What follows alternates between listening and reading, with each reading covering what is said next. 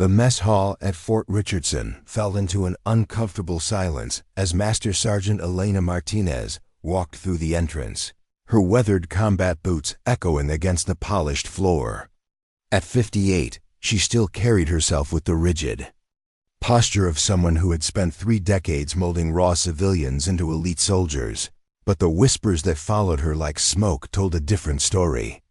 Before we jump back in, tell us where you're tuning in from. And if this story touches you, make sure you're subscribed because tomorrow I've saved something extra special for you. Look, it's Grandma Martinez, someone muttered from a corner table, just loud enough to be heard. Still thinks she belongs here with the real warriors. Elena's jaw tightened imperceptibly, but she continued her measured pace toward the serving line.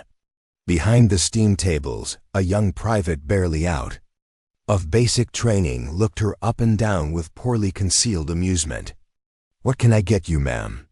the private asked, emphasizing the last word with just enough sarcasm to make it sting. "Coffee. Black," Elena replied, her voice carrying the same controlled authority that had once commanded respect from hardened Marines in combat zones across 3 continents. As she waited, the conversations around her continued at volumes clearly intended for her to overhear. At a nearby table, Staff Sergeant Derek Thompson, barely 30 and full of the confidence that came with recent promotion, was holding court with a group of younger instructors. "The Army's gone soft," Thompson declared, cutting into his eggs with unnecessary force, keeping dinosaurs like Martinez around just because they're afraid of age discrimination lawsuits. She should be home knitting sweaters for her grandkids, not trying to train the next generation of warriors. Sergeant First Class Mike Chun, Thompson's eager protege, nodded enthusiastically. "I heard she can barely keep up with the obstacle course anymore. Yesterday, she was wheezing after the rope climb. How's she supposed to train recruits when she can't even demonstrate basic techniques?" Elena's knuckles whitened around her coffee cup. 3 months ago, she had been the most respected drill instructor at Fort Richardson, with a record that spoke for itself: 0 training accidents in 15 years, a 98% graduation rate from her programs, and more decorated soldiers emerging from her units than any other instructor in the facility's history. But new leadership had brought new policies, and those policies had a very specific vision of what a modern military instructor should look like. "Here's your coffee, Granny," the private behind the counter smirked, sliding the cup across the metal surface with deliberate carelessness. Hot liquid sloshed over the rim, splashing onto Elena's uniform. The mess hall went completely quiet.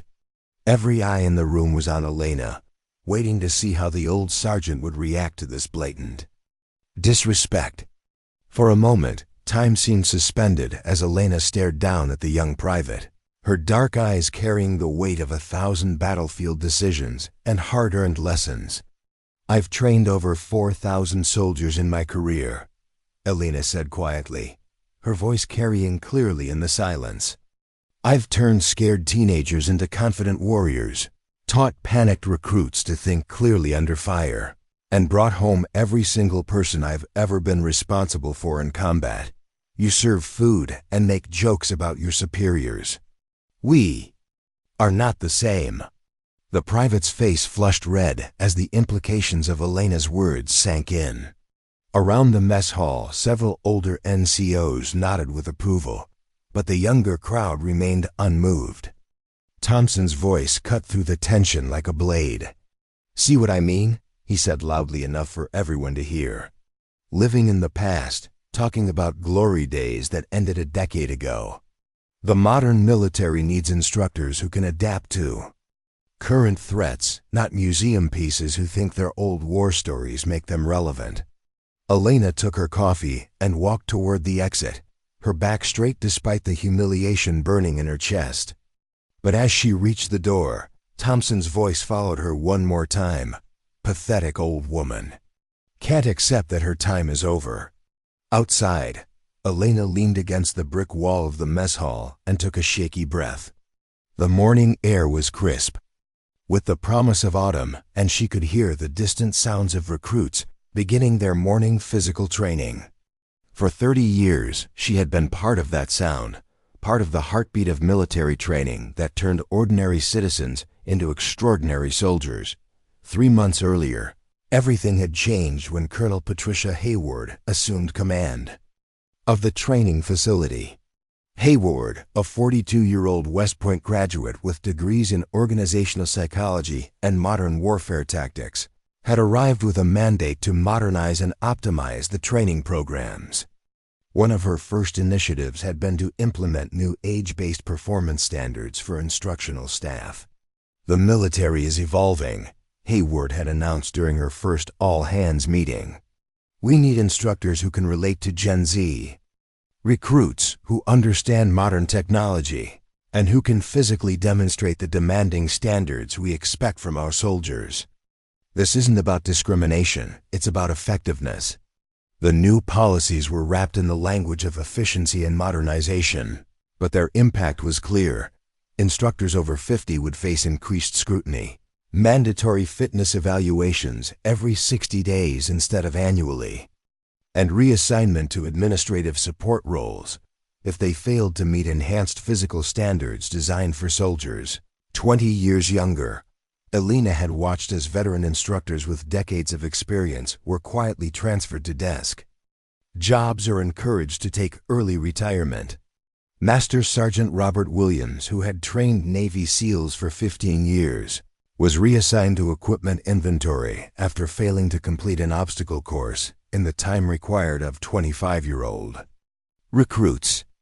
Gunnery Sergeant Patricia Valdez, whose marksmanship programs had produced more expert marksmen than any other instructor in the facility's history, was moved to administrative duties after a new performance review system rated her as lacking contemporary training methodologies. The younger instructors had embraced the changes enthusiastically. Thompson, Chun, and their cohorts saw themselves as the future of military training. Tech-savvy, physically superior, and unburdened by outdated methods. They spoke dismissively of old-school approaches, favoring instead training programs built around video simulations, digital learning modules, and standardized assessment metrics. Elena's phone buzzed with a text message from her daughter Maria.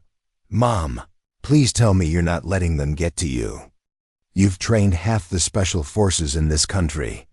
Don't let some desk jockey colonel make you forget who you are." Elena was typing a response when she heard familiar voices approaching. Through the mess hall windows, she could see Thompson and Chun walking toward the exit, their conversation clearly audible. "Did you see the latest fitness scores?" Chun was saying. "Martinez barely passed the minimum requirements. At her age, she's probably one pulled muscle away from a medical discharge." Thompson laughed harshly. "The sooner the better.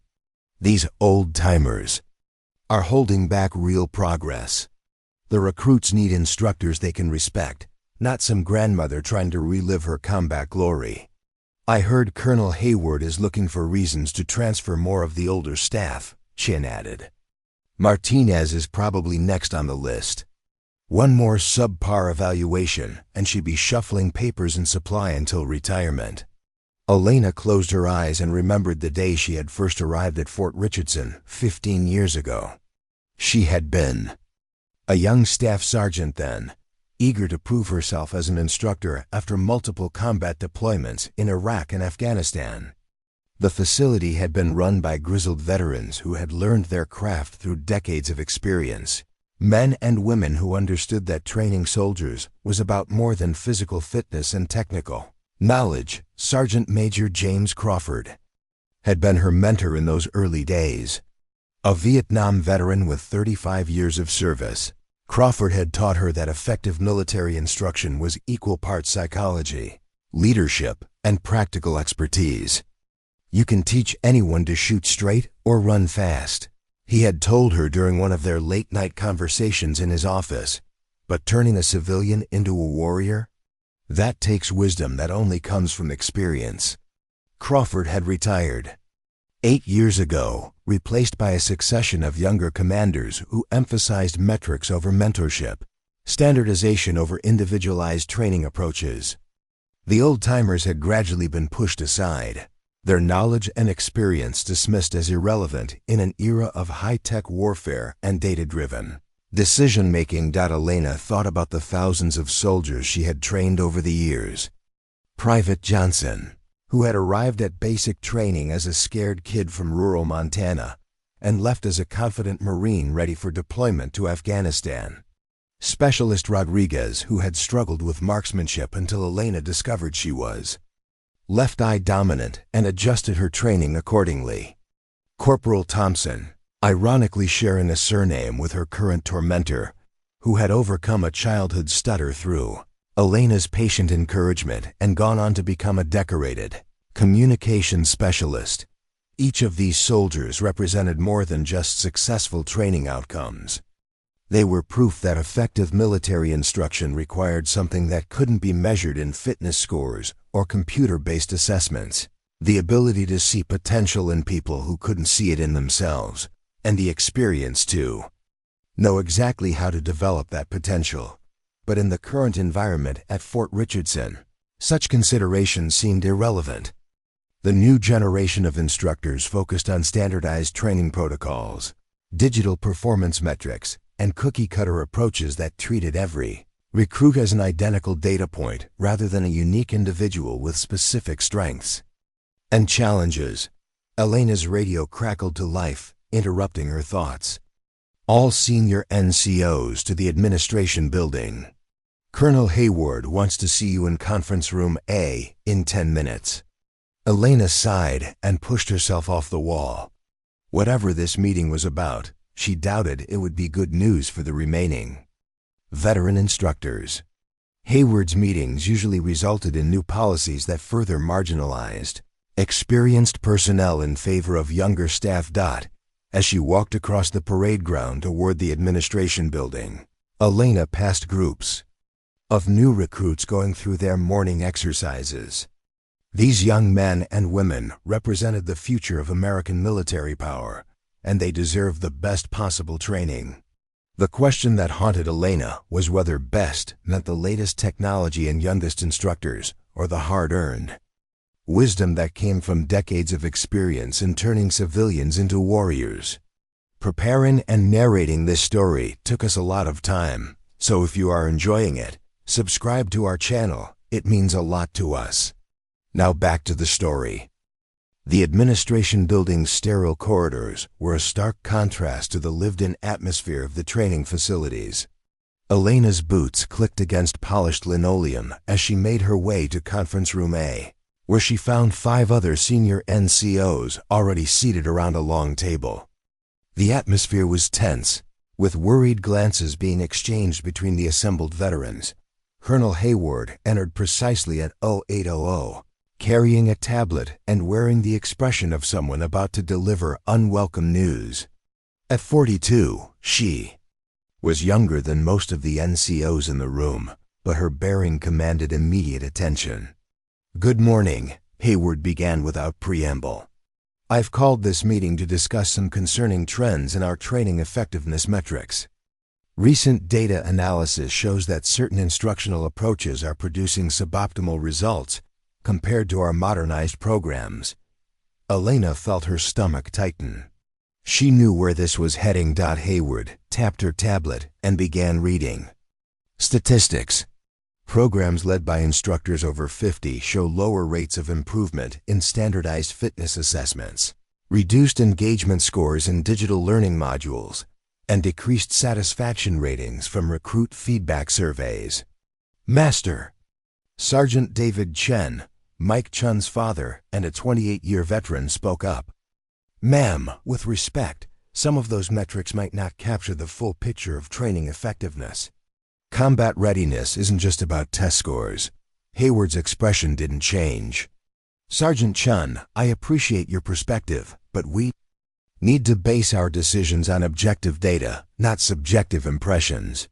The military operates in a results-driven environment, and we need instructors who can deliver measurable outcomes."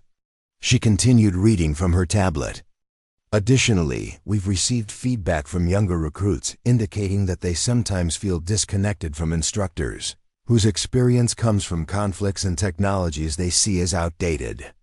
Generation Z soldiers respond better to mentors who understand their communication styles and cultural references. Elena bit back her response. The idea that combat experience from Iraq and Afghanistan was outdated struck her as profoundly misguided, but she knew that challenging Hayward directly would only provide ammunition for her critics. Therefore, Hayward continued, we're implementing a new professional development and transition program. Selected senior NCOs will be given opportunities to move into advisory roles, focusing on policy development and strategic planning rather than direct recruit instruction. The euphemisms were transparent. This was a systematic removal of experienced instructors from training positions, dressed up in corporate language to avoid the appearance of age discrimination. The transition will begin immediately, Hayward sighed, consulting her tablet again.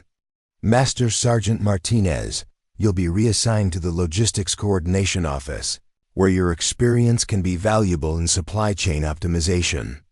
Elena felt the words hit her like a physical blow. After 30 years of training soldiers, she was being relegated to managing inventory spreadsheets. Around the table, she could see similar devastation on the faces of her colleagues as Hayward continued reading assignments that effectively ended their careers as military instructors. This isn't punishment, Hayward added, perhaps sensing the mood in the room. This is strategic reallocation of human resources to maximize overall facility effectiveness. Your experience will still be valued, just in different capacities. But Elena knew better. This was the end of an era, not just for her personally, but for an entire approach to military training that emphasized mentorship, individual development, and the irreplaceable value of combat-tested experience. The new model prioritized efficiency metrics over human development, standardization over adaptability, and youth over wisdom. As the meeting concluded and the reassignments were finalized, Elena walked back to her quarters in a daze. The facility that had been her home and purpose for 15 years suddenly felt foreign and unwelcoming. The young instructors she passed seemed to look through her as if she had already become invisible, a relic from a bygone era that was finally being swept away. That evening, Elena sat in her small apartment and looked through the photographs and commendations that chronicled her military career.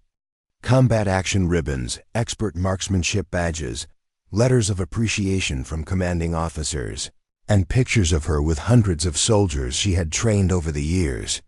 Each item told a story of dedication, service, and expertise earned through decades of commitment to excellence. But apparently, none of that mattered anymore. In the new military, experience was a liability rather than an asset, and wisdom was less valuable than the ability to operate the latest training software or relate to recruits through social media references. Elena's phone rang, interrupting her melancholy reflections. The caller ID showed an unknown number, but she answered anyway. Master Sergeant Martinez? This is Captain Lisa Rodriguez from the Crisis Response Training Center at Fort Bragg. I hope I'm not calling at a bad time. Elena straightened in her chair.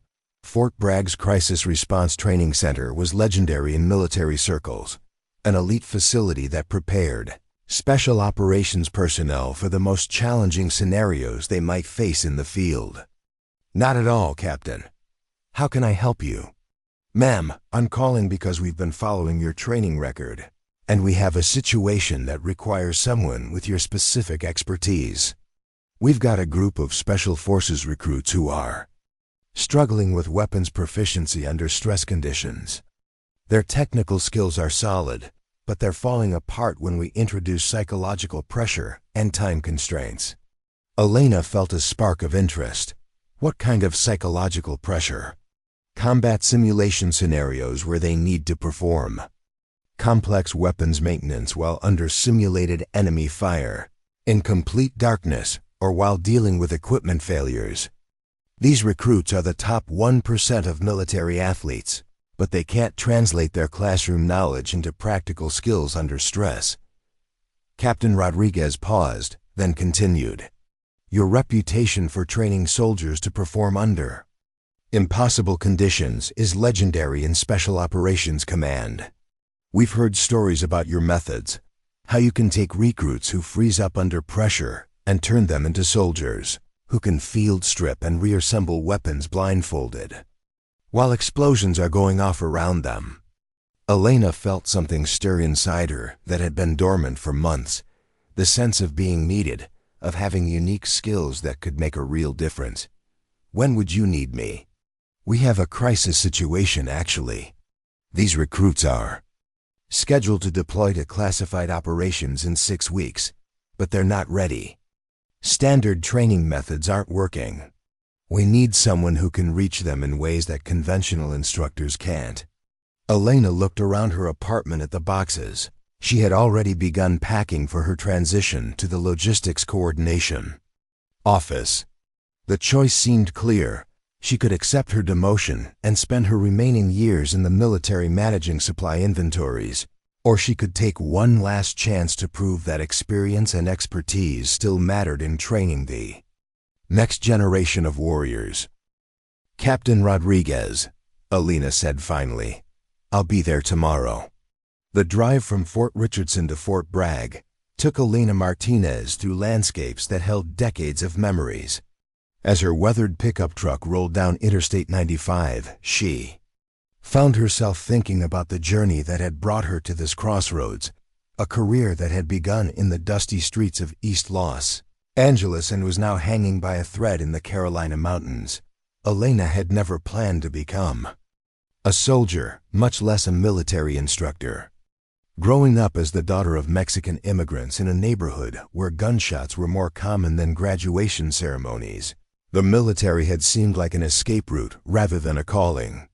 Her father, Manuel Martinez, had worked double shifts at a textile factory to support 5 children, while her mother, Carmen, cleaned office buildings at night and took care of the family during the day.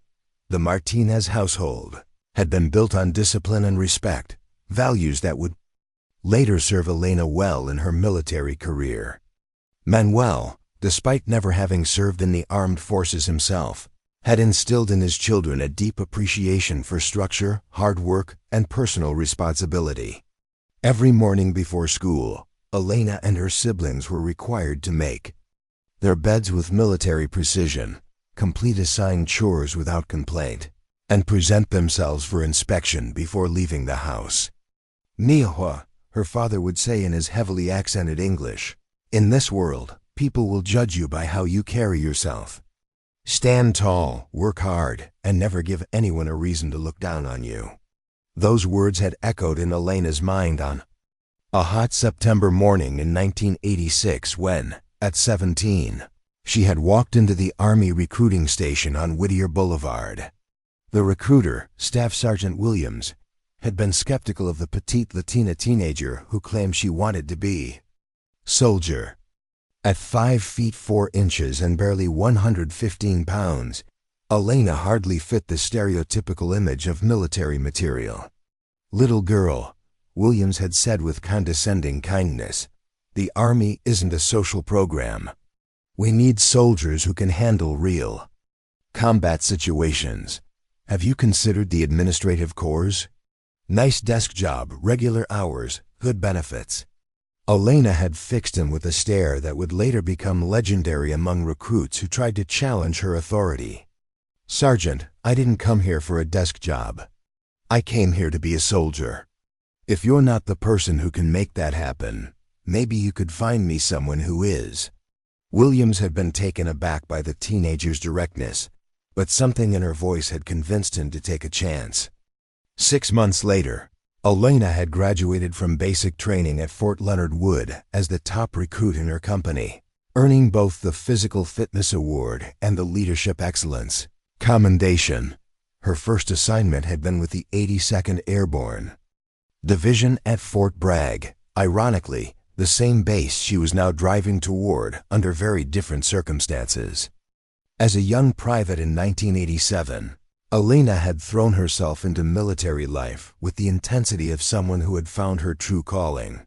She excelled at marksmanship, earned her paratrooper wings, and quickly caught the attention of senior NCOs, who recognized her potential. But it was during her first deployment to Panama, in 1989, that Elena had discovered her gift for teaching and mentoring. As part of Operation Just Cause, her unit had been tasked with training Panamanian Defense Force personnel in modern infantry tactics, while other soldiers struggled to communicate with their Spanish-speaking counterparts. Elena had served as both translator and instructor, developing training methods that bridged cultural and language barriers. Captain Robert Hayes, her commanding officer during the Panama deployment, had written in her performance evaluation, "Private Martinez possesses an extraordinary ability to assess individual learning styles and adapt her instruction accordingly. She has single-handedly improved the combat readiness of 2 Panamanian companies through innovative training techniques that should be studied and replicated throughout the Army." That evaluation had changed the trajectory of Elena's career.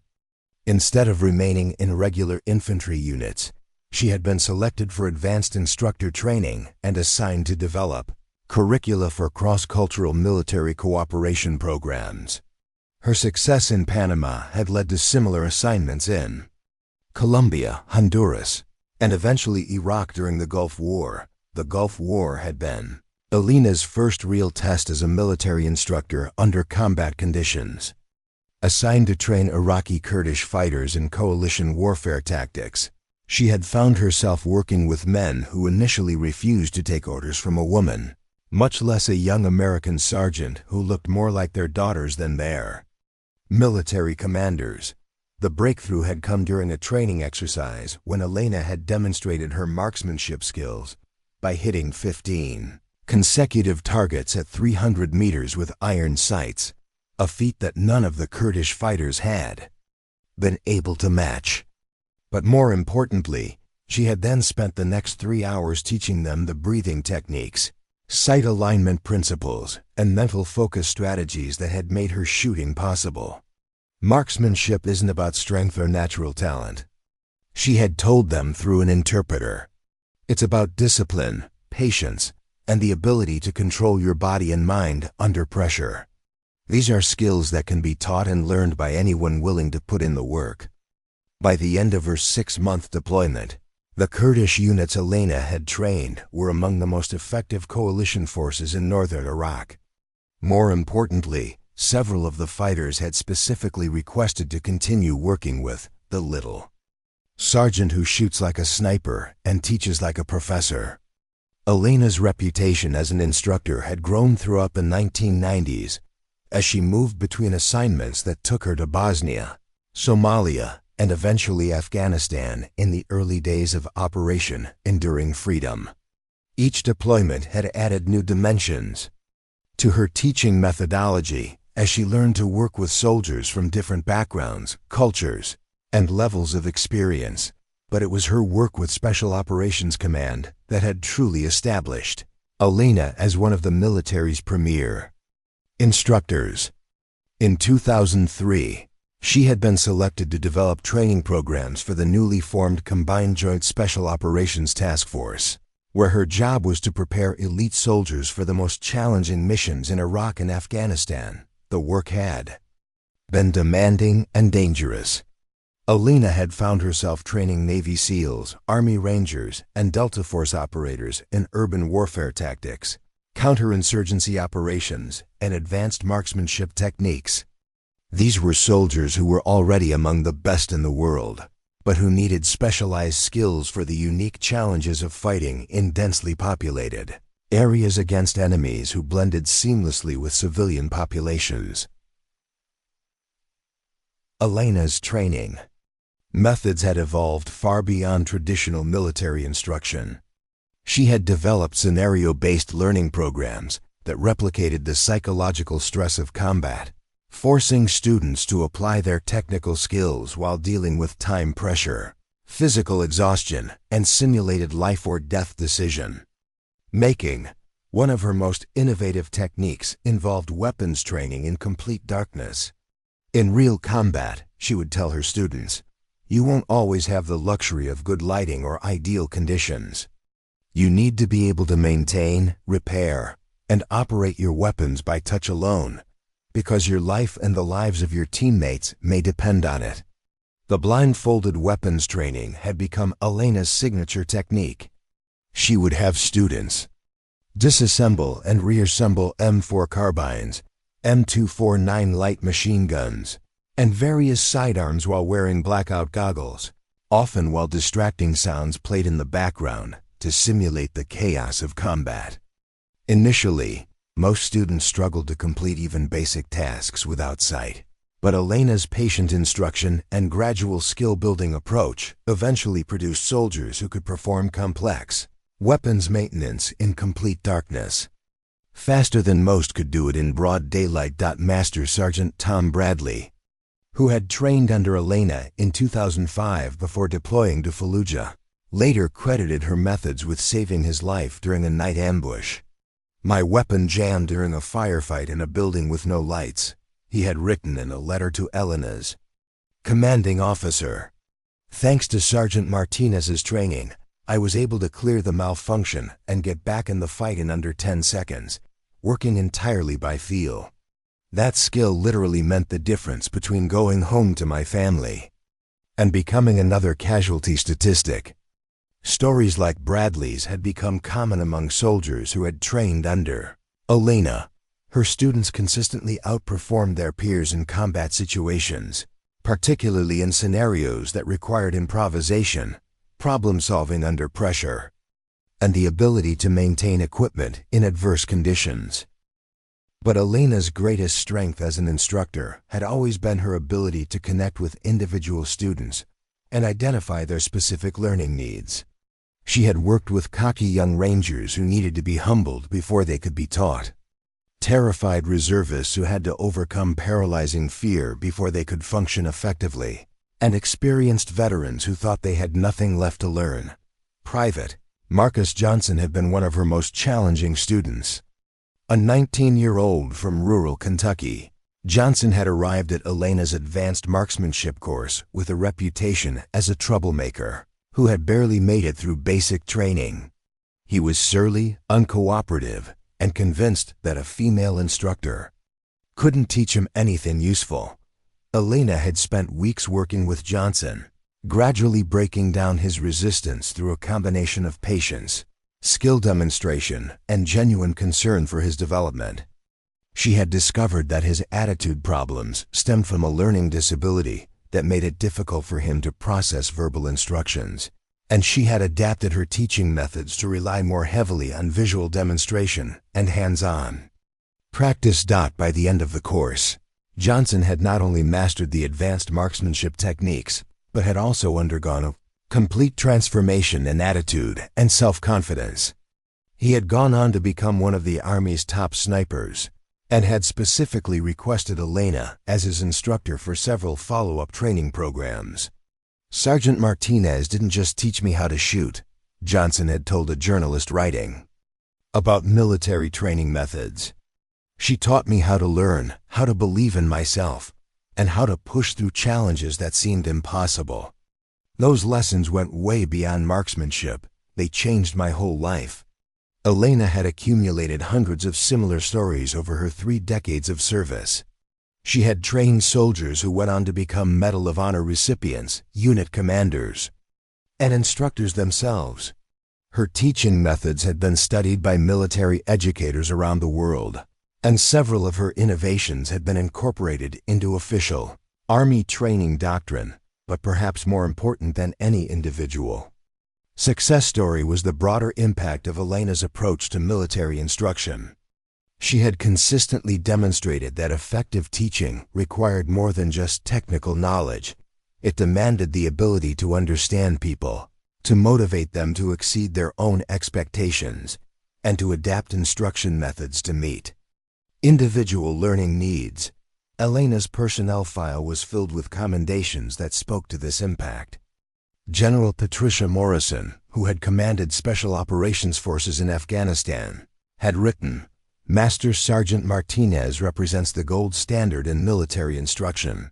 Her students don't just learn skills, they develop confidence, resilience, and leadership capabilities that serve them throughout their careers."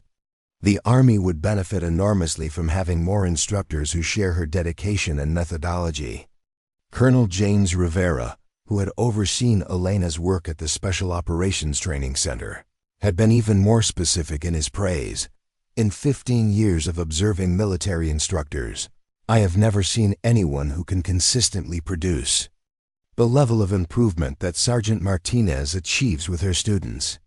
She has an almost supernatural ability to identify what each individual needs to succeed, and then provide exactly that type of guidance." These commendations had filled Elena with pride, but they had also created expectations that became increasingly difficult to meet as the military evolved. The wars in Iraq and Afghanistan were winding down, and the focus of military training was shifting toward different types of threats and challenges.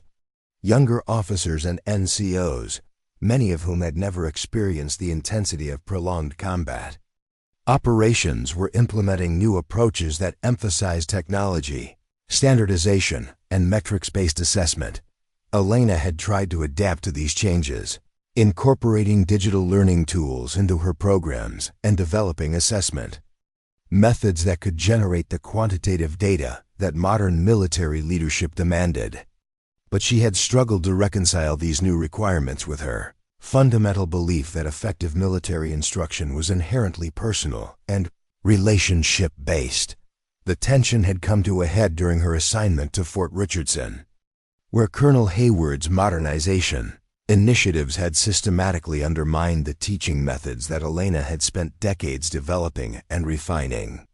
The emphasis on standardized curricula left little room for the individualized instruction that had always been Elena's greatest strength, while the focus on youth and contemporary cultural relevance dismissed the combat experience that formed the foundation of her credibility with students.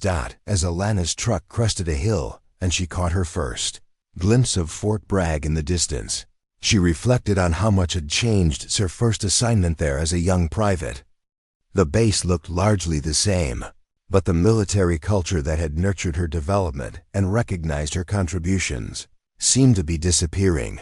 The question that haunted her as she approached the gate was whether there was still a place in the modern military for the kind of instruction she had devoted her life to perfecting. Captain Rodriguez's phone call suggested that there might be, but Elena knew that this assignment to the Crisis Response Training Center would likely be her last chance to prove that experience, wisdom, and traditional mentorship still had value. In preparing soldiers for the realities of combat, she thought about her father's words from so many years ago: "Stand tall, work hard, and never give anyone a reason to look down on you." Elena had spent 30 years following that advice, building a reputation based on results rather than rhetoric, substance rather than style. Now at 58, she was about to discover whether that approach still mattered in a military that seemed increasingly focused on image over impact and innovation over experience. Fort Bragg's Crisis Response Training Center occupied a sprawling complex on the northeastern edge of the base, deliberately isolated from the main facilities to maintain operational security. As Elena Martinez drove through the checkpoint, she noticed immediately that this wasn't like any military training facility she had seen before. The buildings were modern but nondescript, designed to blend into the surrounding pine forest, and the few personnel visible wore civilian clothes rather than standard military uniforms. Captain Lisa Rodriguez met Elena at the main entrance, and her appearance reinforced the facility's unconventional nature. Rodriguez was young, probably no more than 35, but carried herself with the quiet confidence of someone accustomed to high-stakes situations.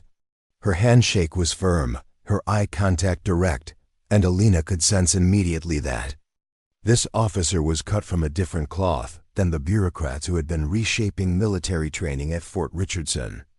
"Master Sergeant Martinez, thank you for coming on such short notice," Rodriguez said as she led Elena through security doors that required both key cards and biometric scans.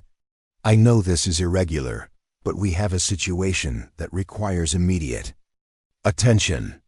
The interior of the facility was unlike anything Elena had encountered in 3 decades of military service. Instead of the utilitarian design typical of military buildings, the Crisis Response Training Center looked more like a high-tech corporate headquarters. Glass-walled conference rooms lined the corridors. Banks of computer monitors displayed real-time data from around the world, and the air hummed with the quiet efficiency of sophisticated electronic equipment. This facility was established 5 years ago, Rodriguez explained as they walked. "Our mission is to prepare special operations personnel for scenarios that can't be replicated through conventional training methods. We focus on psychological stress inoculation, decision-making under extreme pressure, and skill maintenance in crisis situations." Elena nodded, but she was more interested in the people they passed in the corridors. These weren't typical military personnel. She saw men and women of various ages, most wearing casual clothes, many with the lean, alert appearance of individuals who had seen real combat. Their movements were economical and purposeful, and Elena noticed that several carried themselves with the subtle hypervigilance that marked experienced special operations veterans. "The recruits you'll be working with are already elite performers," Rodriguez continued. "They've completed Ranger School, Special Forces Qualification Course, or Navy SEAL training. Technically, they're among the top 1% of military personnel. But they're failing at something that should be basic for operators at their level." They entered an elevator that descended 2 floors below ground level. When the doors opened, Elena found herself in an underground complex that looked like something from a science fiction movie. The corridors were wider here, with heavy blast doors at regular intervals and ceiling-mounted cameras tracking their movement. "Weapons proficiency under stress," Rodriguez said, answering Elena's unspoken question about their destination. "These operators can field strip and reassemble their weapons in perfect conditions, faster than most people can tie their shoes. But introduce psychological pressure, time constraints, or environmental challenges, and their performance degrades catastrophically." They stopped at an observation window overlooking a large training room. Inside, Elena could see 6 individuals in military fatigues working at weapons maintenance stations. Even from a distance, she could tell these were exceptional physical specimens, muscular, coordinated, and moving with the fluid efficiency of highly trained athletes. "Watch this," Rodriguez said, pressing a button on an intercom panel.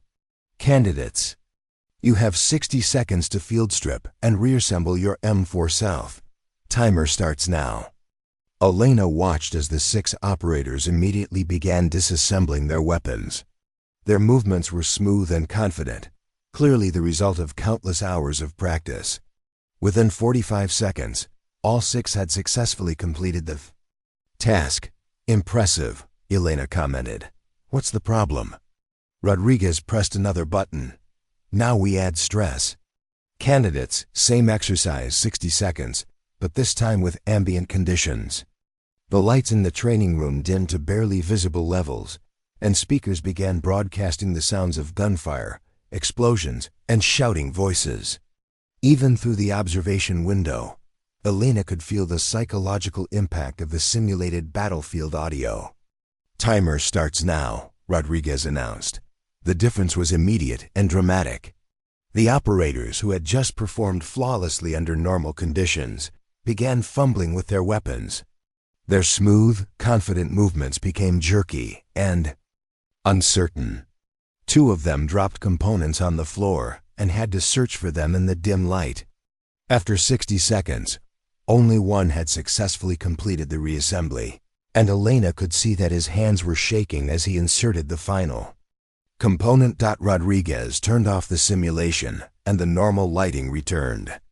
In the training room below, Elena could see the frustration and embarrassment on the operators' faces as they realized how badly their performance had degraded. This has been going on for 3 months, Rodriguez explained. These candidates are scheduled for deployment to classified operations that will require them to perform complex tasks under extreme stress. But every time we introduce realistic pressure conditions, their technical skills fall apart. Elena studied the operators below, her experienced eye noting details that might escape less trained observers. What kind of stress inoculation training have they received? Standard special operations protocols, Rodriguez replied. Physical conditioning, sleep deprivation, psychological pressure through verbal harassment, time pressure exercises. Everything by the book. But nothing focused specifically on fine motor skills under stress, Elena observed. Rodriguez looked surprised. That's exactly right. How did you know? Elena had seen this problem before, though never quite as dramatically as what she had just witnessed. Fine motor skills are the first things to deteriorate under stress. Gross motor movements, running, jumping, basic weapon handling, can actually improve with adrenaline. But the precise manipulation required for weapons maintenance, medical procedures, or technical tasks becomes much more difficult when stress hormones flood your system. She paused, thinking about the training methods she had developed over the years. The problem isn't that these operators don't know how to perform these tasks. The problem is that they've only learned to perform them under ideal conditions.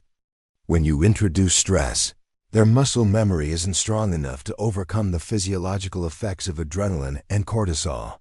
Rodriguez nodded eagerly. That's exactly what our performance analysts concluded. But none of our current instructors know how to address the problem. We've tried traditional stress inoculation methods, but they're not specific enough to the fine motor skills these operators need. Elena was beginning to understand why she had been called. You need someone who can teach them to perform these tasks under stress, not just teach them the tasks themselves. Precisely. And from what I've heard about your training methods, you're one of the few instructors in the military who has experience with this kind of specific skill training under pressure. They walked down a corridor lined with different training rooms, each designed for specific types of stress testing.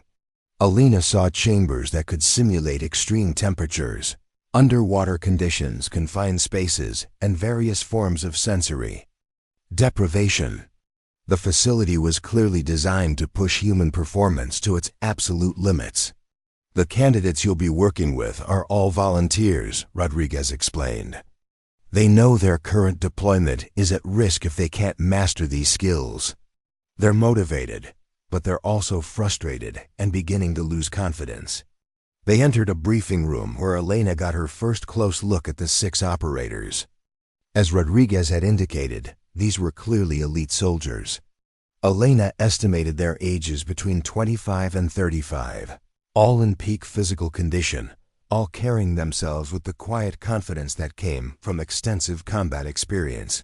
But Elena could also see the stress and frustration that Rodriguez had mentioned. These were individuals accustomed to excelling at everything they attempted, and their recent failures were clearly weighing heavily on their morale. "Gentlemen," Rodriguez announced, "this is Master Sergeant Elena Martinez. She be working with you on weapons proficiency training."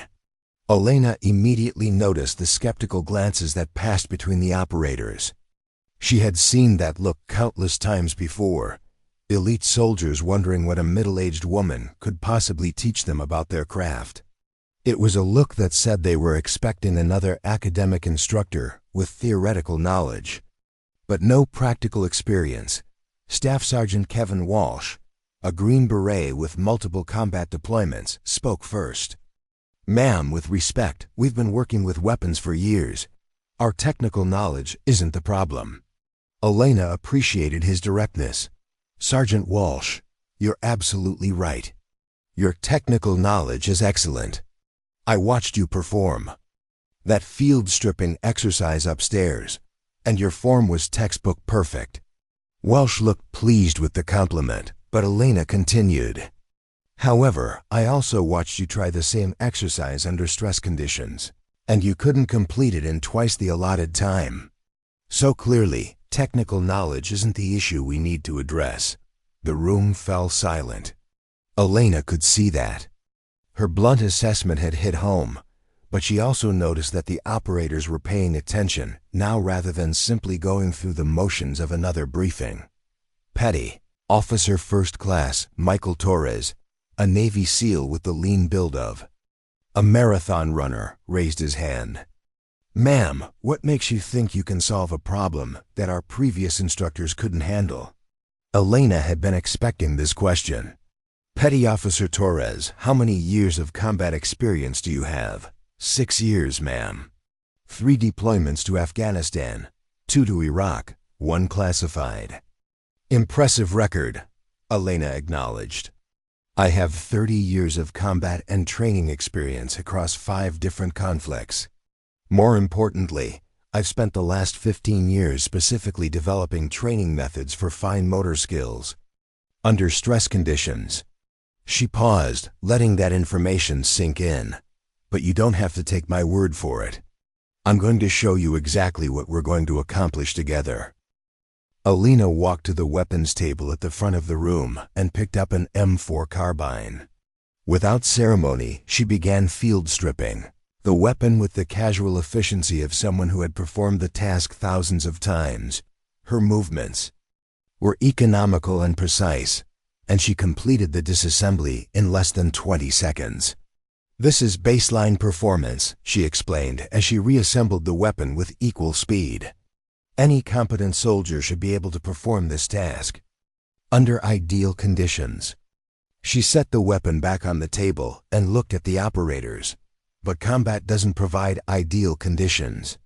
Combat provides chaos, fear, time pressure, and sensory overload. So let's see how this same task performs under more realistic circumstances. Elena picked up a blindfold from the table and tied it around her eyes, completely blocking her vision. Then she reached for the M4 and began the field stripping process again. Her movements were slightly slower, but remained smooth and confident. Working entirely by feel, she disassembled the weapon completely, then reassembled it without a single wasted motion. When she finished, she removed the blindfold and faced the operators. Their expressions had changed from skepticism to attention, but Elena wasn't finished with her demonstration. "Petty Officer Torres," she said, "I need you to start a timer and begin shouting random numbers at me while I perform this exercise. Staff Sergeant Walsh, I need you to bang on this table as loudly as you can. The rest of you, I want you to create as much distracting noise as possible." Elena put the blindfold back on and picked up the weapon. "Begin." The room erupted in noise. Torres began shouting numbers while simultaneously slapping his hands on the metal table.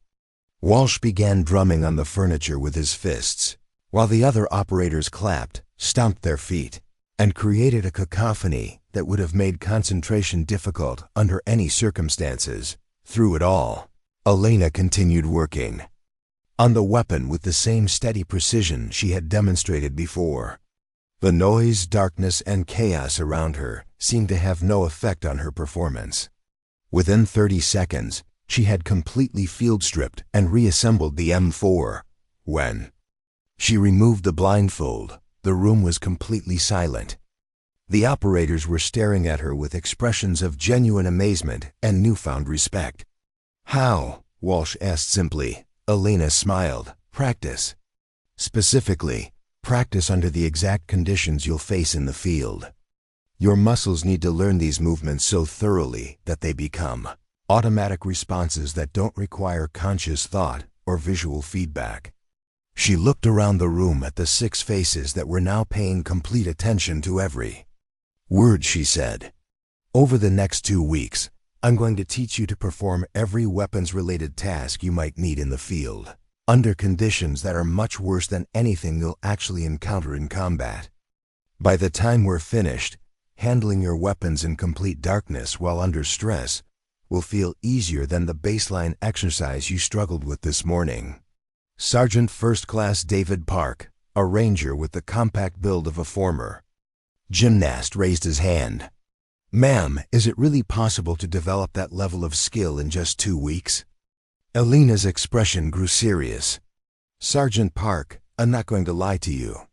This training is going to be the most challenging thing you've ever done. We're going to push your stress tolerance, fine motor control, and mental focus beyond anything you've experienced in previous training."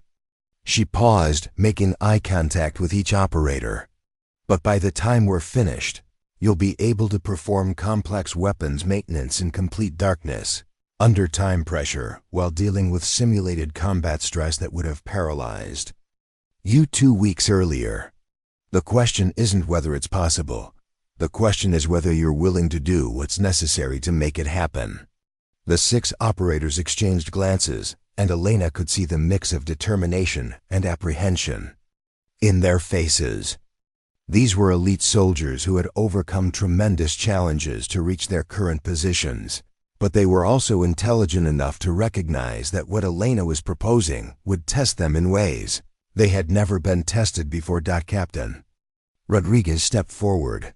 "Master Sergeant Martinez, what do you need from us to make this training successful?" Elena looked around the room one more time, taking the measure of the men she would be working with for the next 2 weeks. Complete access to this facility, including the stress simulation chambers. Full authority to design and implement training scenarios without interference. And most importantly, absolute commitment from these 6 operators to follow my instructions. Exactly, even when they think those instructions don't make sense. She turned to address the operators directly. "Gentlemen, I'm not here to make friends or win popularity contests. I'm here to prepare you for missions where failure means people die.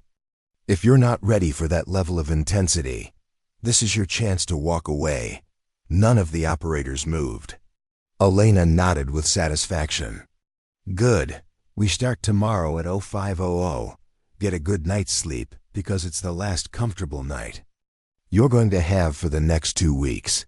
At 0500 sharp, Elena Martinez stood in the center of Training Room Delta, watching 6 of America's most elite soldiers file in with the cautious expressions of men who weren't sure what they had signed up for.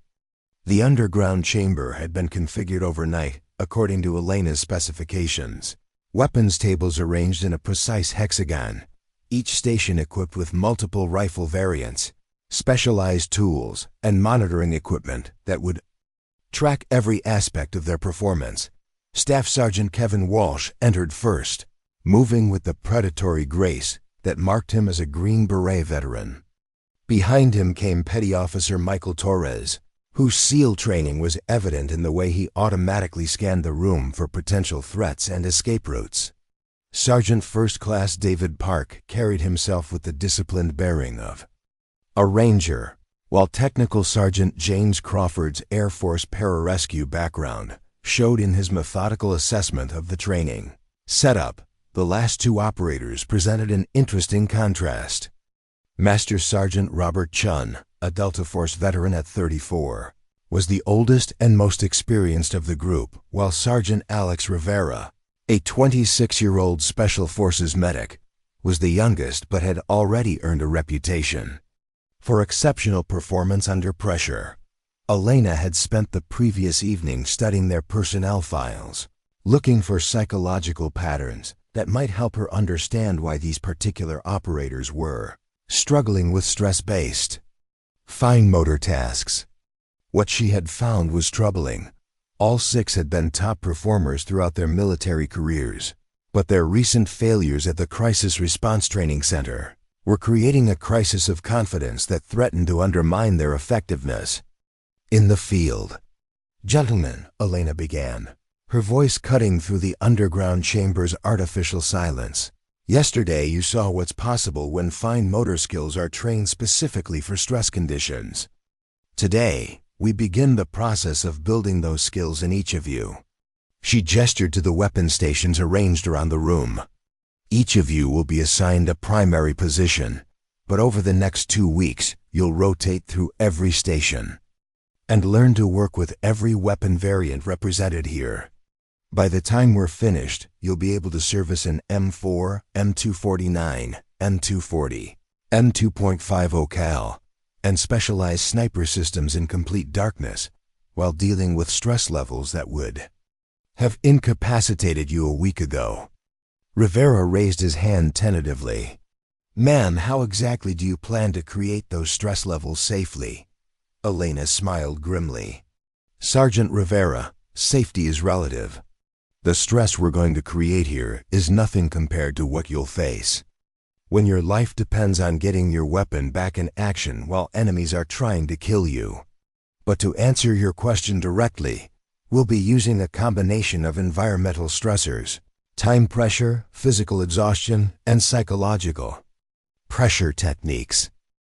She walked to a control panel mounted on the wall and pressed several buttons. Immediately, the room's lighting dimmed to barely visible levels, the temperature began dropping noticeably, and speakers mounted throughout the chamber started broadcasting a low-level mix of combat sounds, distant gunfire, explosions, and radio chatter. This is level 1 environmental stress, Elena explained, her voice remaining calm despite the ominous atmosphere that had suddenly enveloped the room. We'll be working our way up to conditions that simulate the worst-case scenarios you might encounter in the field. Chun, the Delta Force veteran, looked skeptical. Ma'am, I've been in real firefights. Background noise and dim lighting aren't going to recreate that kind of stress. Elena nodded approvingly. You're absolutely right, Sergeant Chen. Environmental factors alone won't do it. That's why we're going to combine them with physical stress, time pressure, and what I call consequence simulation. She gestured for the operators to move to their assigned stations. Each of you, pick up your M4 and perform a standard field strip and reassembly. This is your baseline. I want to see your current skill level under these minimal stress conditions. The 6 operators moved to their weapons with the confidence of men who had performed this task thousands of times. Even with the reduced lighting and background noise, all 6 completed the exercise efficiently, though Elena noted that their times were slightly slower than they would have been under perfect conditions. Acceptable, Elena commented, checking her stopwatch. Average time was 42 seconds, which is within acceptable parameters for these conditions. Now we're going to add the first layer of real stress. She pressed another button on the control panel, and the room was suddenly filled with strobing lights that made it difficult to focus on any object for more than a split second. The combat sounds increased in volume and intensity, now including the sounds of wounded soldiers calling for help and urgent radio communications reporting casualties and equipment failures. Same exercise, Elena announced. 45-second time limit. The difference was immediate and dramatic. Walsh, who had completed the previous exercise smoothly, now fumbled with the bolt carrier group as the strobing lights disrupted his visual coordination. Torres managed to drop the charging handle twice, cursing quietly as he searched for it in the chaotic lighting. Only Chun and Park managed to complete the task within the time limit, and Elena could see that both were visibly stressed by the experience. This is what happens when your nervous system encounters unexpected sensory input, Elena explained as she reset the room to normal lighting. Your brain gets overwhelmed trying to process conflicting information, and fine motor control deteriorates. Rapidly, Rivera looked frustrated. So how do we train our brains to handle that kind of input? By gradually exposing your nervous system to increasing levels of stress while maintaining focus on the specific task, Elena replied. We're going to build your tolerance step by step, starting with exercises that are just barely challenging, and working up to conditions that will make today's tests seem easy. She walked to the center of the room and picked up a different weapon, an M249 squad automatic, weapon that was significantly more complex than the M4S the operators had been working with. Sergeant Walsh, you're going to help me demonstrate the training progression we'll be using. I want you to watch carefully as I break down this weapon. Then I want you to attempt the same breakdown under progressively challenging conditions." Elena began disassembling the M249 with smooth, economical movements. Unlike the M4, this weapon required more complex procedures, with multiple subassemblies that had to be removed in a specific sequence. As she worked, she provided a running commentary on each step, explaining not just what she was doing, but why each movement was performed in a particular way. "The key to stress-resistant performance," she explained while removing the barrel assembly, "is building motor patterns that are so deeply ingrained they become unconscious responses. Your hands need to know these movements better than your mind knows the alphabet." When she finished the disassembly, Elena reassembled the weapon with the same precise efficiency. The entire process had taken less than 2 minutes, and her movements had been so smooth they looked almost effortless. "Your turn, Sergeant Walsh. Same weapon, normal lighting, no time pressure. Just focus on replicating the sequence you just observed." Walsh approached the weapon table with visible confidence. As a Green Beret, he had worked with the M249 extensively, and he began the disassembly process with practiced skill. However, Elena immediately noticed subtle differences in his technique, small inefficiencies in hand movement, unnecessary visual confirmations, and slight hesitations before certain steps. "Stop," Elena commanded when Walsh was halfway through the process. "Sergeant, you're relying too heavily on visual confirmation for each step. In a stress situation, you won't have the luxury of carefully examining each component before proceeding." She guided Walsh's hands back to the weapon. "Close your eyes and continue the disassembly using only tactile feedback." Walsh hesitated. "Ma'am, I'm not sure I can do this without seeing what I'm doing." "That's exactly the problem we need to solve," Elena replied firmly. "In combat, you might need to service this weapon in complete darkness, or while wearing night vision that limits your peripheral vision, or in conditions where smoke and debris make visual confirmation impossible." Reluctantly, Walsh closed his eyes and attempted to continue the disassembly. His movements immediately became tentative and uncertain. He struggled to locate the proper grip points, fumbled with components he couldn't see, and eventually stopped completely when he couldn't figure out how to remove a particular assembly without visual guidance. "This is frustrating," he admitted, opening his eyes. "I know this weapon inside and out, but without being able to see what I'm doing, I feel completely lost." Elena nodded sympathetically. "That frustration is exactly what we need to work through. Your intellectual knowledge of this weapon is excellent, but your muscle memory isn't developed enough to function independently of your vision." She had Walsh step aside and demonstrated the same disassembly sequence while blindfolded, her hands moving with the same confidence she had shown with full vision. 30 years of practice," she explained as she worked. "These movements are so deeply programmed in my muscle memory that my hands know where every component is located and exactly how to manipulate it." Torres stepped forward. "Ma'am, how long does it take to develop that level of muscle memory?" "Depends on the individual and the training intensity," Elena replied. "With traditional training methods, it might take years of regular practice. With the accelerated techniques we're going to use here, we can achieve similar results in 2 weeks." She looked around at the 6 operators, gauging their reactions to what she was proposing. "But I need to be clear about what this training is going to involve. We're going to push your stress tolerance, physical endurance, and mental focus beyond anything you've experienced before." Crawford, the pararescue specialist, raised his hand. "What exactly do you mean by accelerated techniques?" Elena walked back to the control panel and activated a different set of environmental controls. The room's temperature began rising rapidly while humid air was pumped in through ventilation systems, creating the oppressive atmosphere of a tropical combat zone. Simultaneously, The lighting shifted to an eerie red that simulated emergency illumination conditions.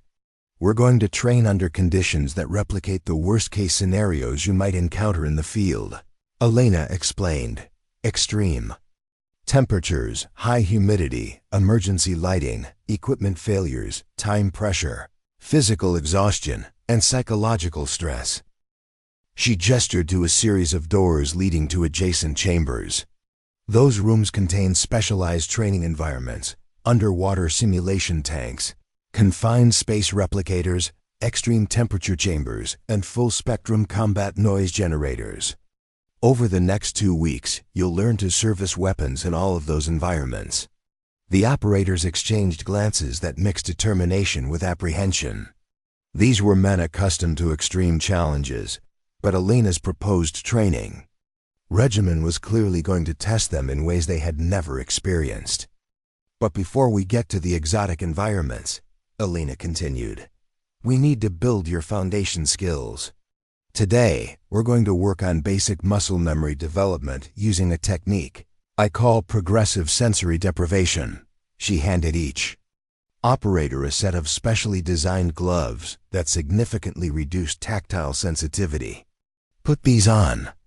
They'll simulate the loss of fine touch sensitivity that occurs when your hands are cold, wet, or when you're wearing protective gear. The operators donned the gloves, immediately noticing how the thick material made it difficult to feel small components or manipulate delicate mechanisms. Elena then distributed blindfolds to each man. Now we're going to spend the next 4 hours working on basic M4 disassembly and reassembly while wearing those gloves and blindfolds. Every 15 minutes, I'm going to add a new stress factor, background noise, time pressure, physical exercise between attempts, or environmental changes. Rivera looked uncertain.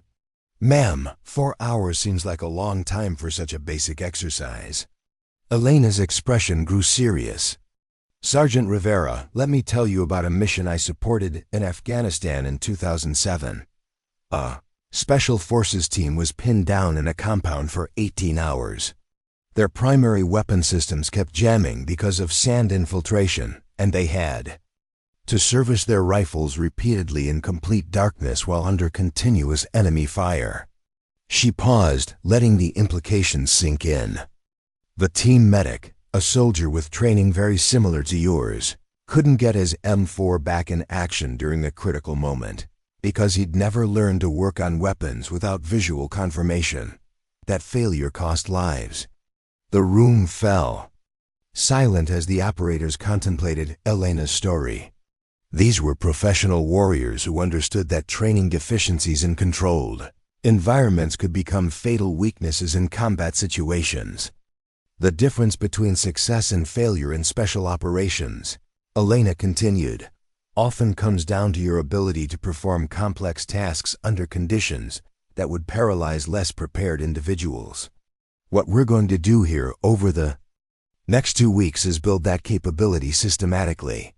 She activated another control, and the room filled with the sound of helicopter rotors, creating an acoustic environment that made normal conversation difficult. We start now. First exercise, M4 field strip and reassembly. Blindfolded, wearing reduced sensitivity gloves. 90 seconds maximum time.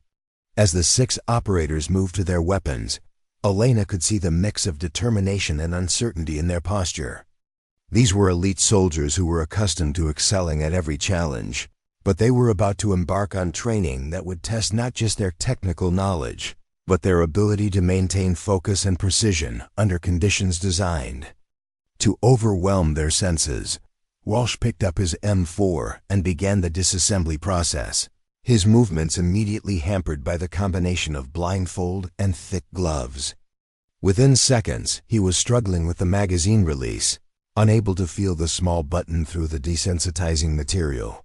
Torres was having similar difficulties, fumbling with the bolt carrier group as the helicopter noise made it impossible to hear the subtle audio cues that normally helped confirm proper assembly.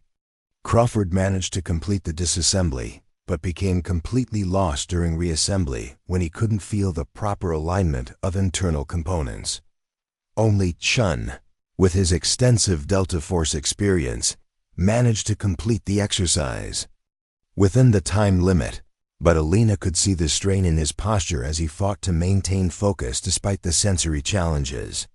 "Results are exactly what I expected," Alina announced as she turned off the helicopter noise. "You're all thinking too much and feeling too little. Your brains are trying to compensate for the sensory deprivation by working harder, but that's the opposite of what you need to do." She removed her own blindfold and gloves, then picked up an M4. "Watch my hands, not my technique. Notice how I'm using minimal pressure, letting my fingers find their way to components rather than searching aggressively." Alina repeated the exercise, while blindfolded and wearing the same gloves the operators had used. Her movements were slow and deliberate, with none of the urgency that had characterized the operators' attempts. She seemed to caress the weapon rather than manipulate it, her hands moving with the gentle precision of someone reading Braille. "The secret," she explained as she worked, "is trusting your hands to remember what your brain has taught them. Stress makes us want to hurry, to force solutions, to grip harder and move faster. But fine motor skills require exactly the opposite approach: relaxation, patience, and gentle persistence." When she finished the exercise, Alina faced the 6 operators who were now paying complete attention to every word she said. "Over the next 2 weeks, we're going to retrain your nervous system to respond to stress with relaxation instead of tension, with patience instead of urgency, and with trust in your muscle memory instead of reliance on conscious control." Park raised his hand. "Ma'am, how do we know this training will actually transfer to real combat situations?" Alina smiled. "Because we're going to test it under conditions that are worse than anything you'll face in the field. By the time we're finished, performing these tasks in actual combat will feel easier than the training exercises we're about to undertake." She walked back to the control panel and began activating multiple systems simultaneously. The lighting shifted to throbbing emergency signals. The temperature began fluctuating between extremes. Combat noise filled the chamber, and mechanical devices started creating vibrations throughout the floor and walls.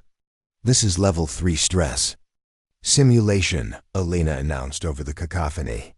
"Tomorrow we'll be working at level 7. By the end of next week, you'll be performing complex weapons maintenance at level 10 while we're introducing additional physical and psychological stressors." The 6 operators looked around at the chaotic environment Alina had created, and she could see the dawning realization of what they had committed to. This wasn't going to be conventional military training. This was going to be a systematic reconstruction of their neural responses to stress, building capabilities that would serve them in the most extreme situations they might ever encounter. "Gentlemen," Alina said, her voice somehow cutting clearly through the simulated chaos, "welcome to the most challenging 2 weeks of your military careers." Day 8 of Elena Martinez's training program dawned with an emergency that would test everything the 6 operators had learned so far. At 0347 hours, Captain Rodriguez burst into the underground training facility, where Alina was conducting a pre-dawn session on thermal stress weapons maintenance. The operators were working in a chamber heated to 115 degrees Fahrenheit, practicing rifle servicing while wearing full chemical protective gear and dealing with simulated artillery bombardment. "Master Sergeant Martinez," Rodriguez called out. "Urgently, we have a real-world situation developing. I need to pull these operators immediately." Elena looked up from where she had been monitoring Sergeant Rivera's progress with an M240 machine gun disassembly. Over the past week, all 6 men had shown remarkable improvement, but they weren't ready for deployment. Their stress-resistant skills were still developing, and interrupting the training program now could undo much of their progress. "What's the situation, Captain?" Alina asked, signaling for the operators to continue their exercises. Rodriguez hesitated, clearly aware that operational security protocols limited what she could discuss in front of the trainees. There's been a development with Operation Silent Thunder. The timeline has been accelerated, and these operators are needed for immediate deployment. Elena felt her stomach drop. Operation Silent Thunder was the classified mission that had originally brought these 6 men to the Crisis Response Training Center. According to the original schedule, they had 6 more days of training before their deployment date. Now it seemed that the timeline had been compressed to 0. How immediate? Elena asked. Wheels up in 18 hours, Rodriguez replied grimly. They need to be mission ready by 2200 tonight. The operators had stopped their exercises and were listening intently to the conversation. Elena could see the mix of anticipation and concern in their faces. These were elite soldiers who wanted to get back to operational duty, but they also understood that their recent failures had brought them to this training facility in the first place. Staff, Sergeant Walsh removed his protective mask and stepped forward. Ma'am, what's the mission status? Are we deploying with our current skill levels, or do we have time to complete the training program? Elena looked at Rodriguez, who was clearly struggling with competing priorities. Captain, can you give me the specifics of what these operators will be required to do in the field? Rodriguez glanced around at the 6 men, then made a decision. The mission involves infiltration of a hostile facility where weapons maintenance capabilities under extreme stress will be mission critical. Intelligence suggests that equipment failures are likely due to environmental conditions, and the operators will need to service their weapons in complete darkness while under direct enemy fire. Elena's blood ran cold. This was exactly the scenario she had been training the operators to handle, but they needed at least another week of conditioning before they would be ready for such extreme conditions. Interrupting their training now would be sending them into a situation where their lives would depend on skills they hadn't yet fully developed. Captain, these operators aren't ready for that level of operational stress, Elena said firmly. We've made significant progress, but they need more time to consolidate their training. Master Sergeant Chun, the Delta Force veteran, spoke up. Ma'am, with respect, we're special operations personnel. We're trained to handle whatever gets thrown at us. Elena turned to face Chun directly. Sergeant, 3 days ago you couldn't complete a basic M4 service procedure while wearing a blindfold and dealing with background noise. Yesterday, you successfully completed the same procedure in a smoke-filled chamber while wearing chemical protective gear and dealing with simulated artillery fire. That's remarkable progress, but you're not ready for the real thing. She gestured to the environmental controls that had been creating the training conditions. What we've been doing here is controlled stress inoculation. You've been building your tolerance gradually, with safety measures in place and immediate support available. A real combat situation won't provide those safeguards. Rodriguez checked her watch anxiously.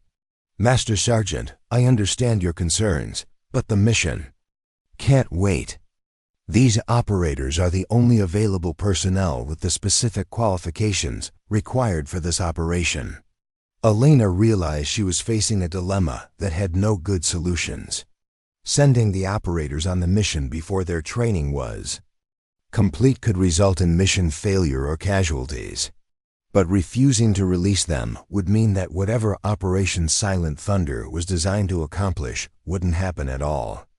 Captain, I need 15 minutes to assess each operator's current capabilities, Elena said. If they can demonstrate minimum proficiency levels under stress conditions, I'll clear them for deployment. But if they can't, I'm recommending that the mission be delayed or assigned to different personnel. Rodriguez nodded reluctantly. 15 minutes. But understand that delaying this mission isn't really an option. Elena immediately began setting up a comprehensive stress test that would push each operator to their current limits. She activated every environmental control in the facility simultaneously.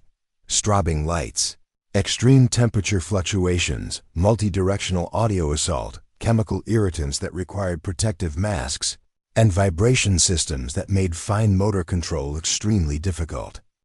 "Gentlemen," she announced over the cacophony, "you're about to take the most important test of your military careers.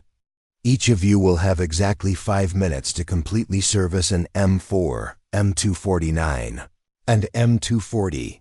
You'll be working blindfolded, wearing chemical protective gear, and dealing with environmental conditions that simulate the worst-case scenario you might encounter in the field." She paused, making eye contact with each operator through their protective masks. "This isn't training anymore. This is a go-no-go assessment for a real-world mission, where your lives and the lives of others will depend on your performance." The operators moved to their stations with grim determination. Elena could see that the gravity of the situation had focused their attention completely.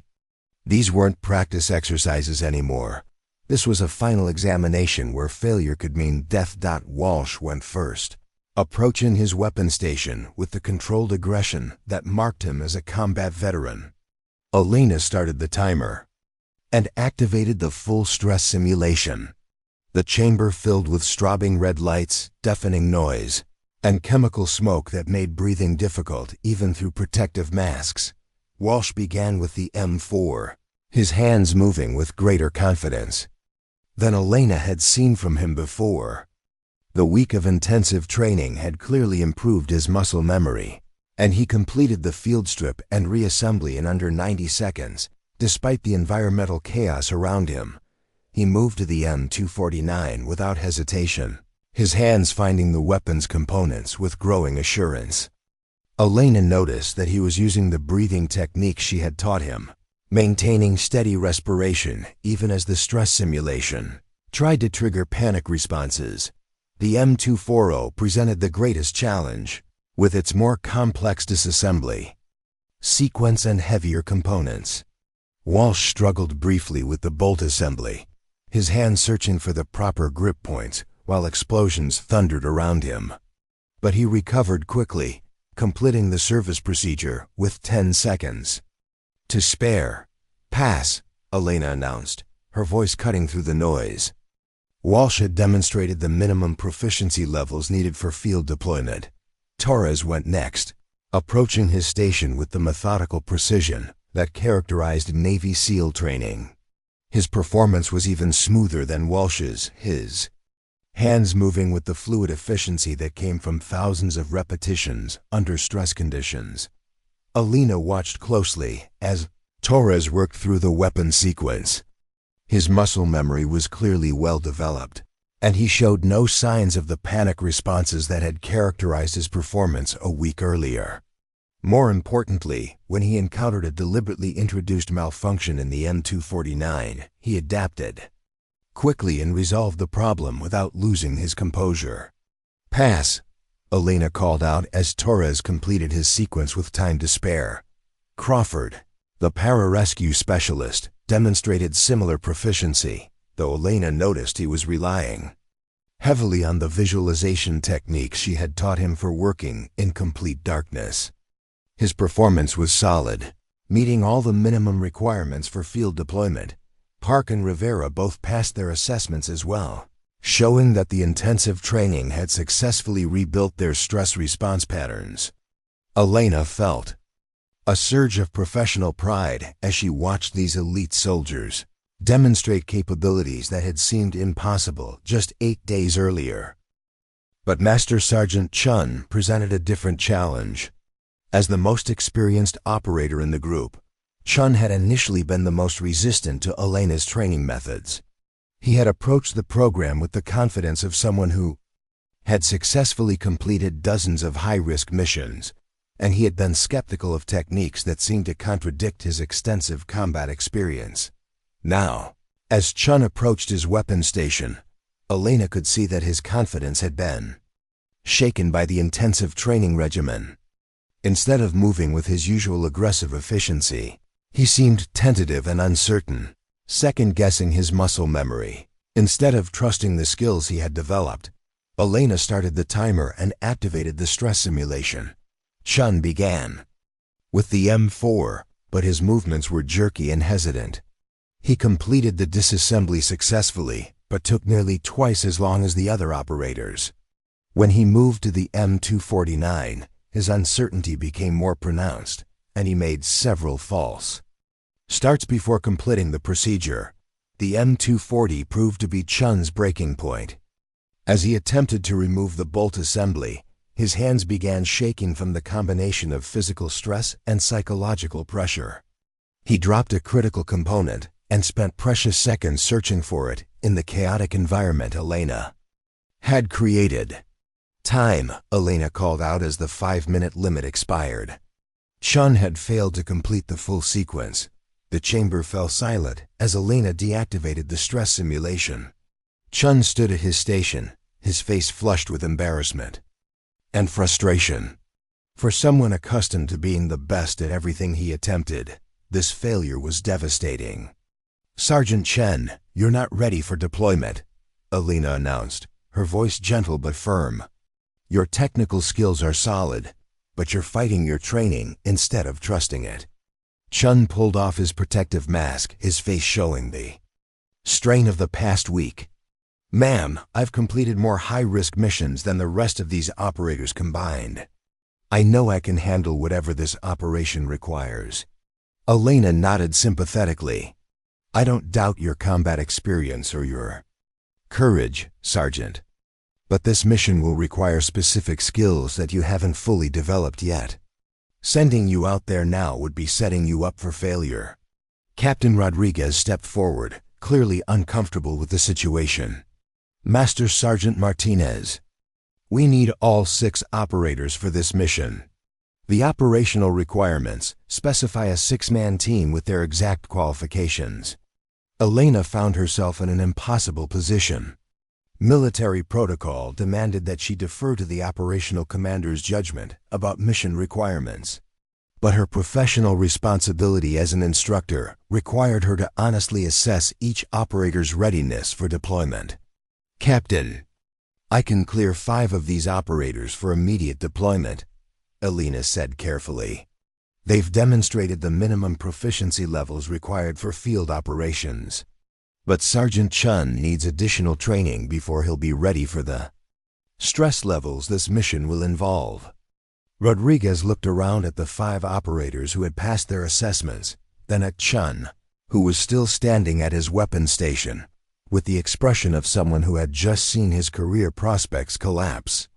"Is there any way to accelerate Chun's training?" Rodriguez asked. "We have 16 hours before departure."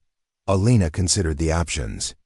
16 hours of intensive training could potentially bring Chun up to minimum standards, but it would require pushing him beyond normal human limits.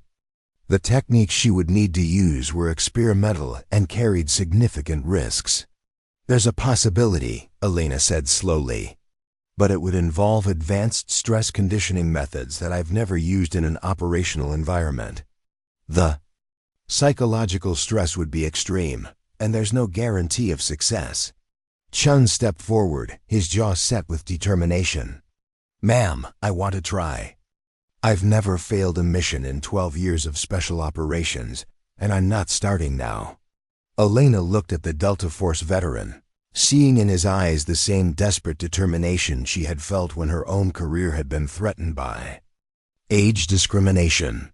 Chun was facing the possibility that his failure here could end his effectiveness as a special operator, and he was willing to risk everything on one last chance to prove himself. "Sergeant Chun, what I'm proposing would involve 24 hours of continuous stress conditioning with no breaks for sleep or rest. You'd be pushed to the absolute limits of human endurance while learning to maintain fine motor control under conditions that would break most people." She paused, making sure he understood the implications. "There's a real possibility that this training could cause psychological damage. You could develop anxiety disorders, panic responses, or other stress-related problems that would end your military career."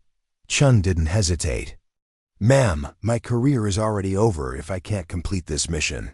I'll take the risk. Rodriguez checked her watch again. Master Sergeant Martinez, if you're willing to attempt this accelerated training, you have my authorization to use whatever methods you think are necessary. Elena looked around at the 6 operators, 5 of whom were ready for deployment, and one who was willing to risk everything for a chance to join them. She thought about her own recent experiences with being judged unfit for duty, about the importance of giving people opportunities to prove themselves when the stakes were highest. All right, she said finally. Sergeant Chun, you have 16 hours to develop skills that normally take weeks to build. We're going to use every advanced stress conditioning technique I know, and we're going to push your nervous system to its absolute limits. She turned to the other 5 operators. The rest of you will continue with mission preparation while I work with Sergeant Chun, but understand that if he can't demonstrate minimum proficiency by 2,100 hours, he won't be joining you on this deployment. As the other operators filed out to begin their pre-mission preparations, Elena found herself alone with Chun in the underground training facility.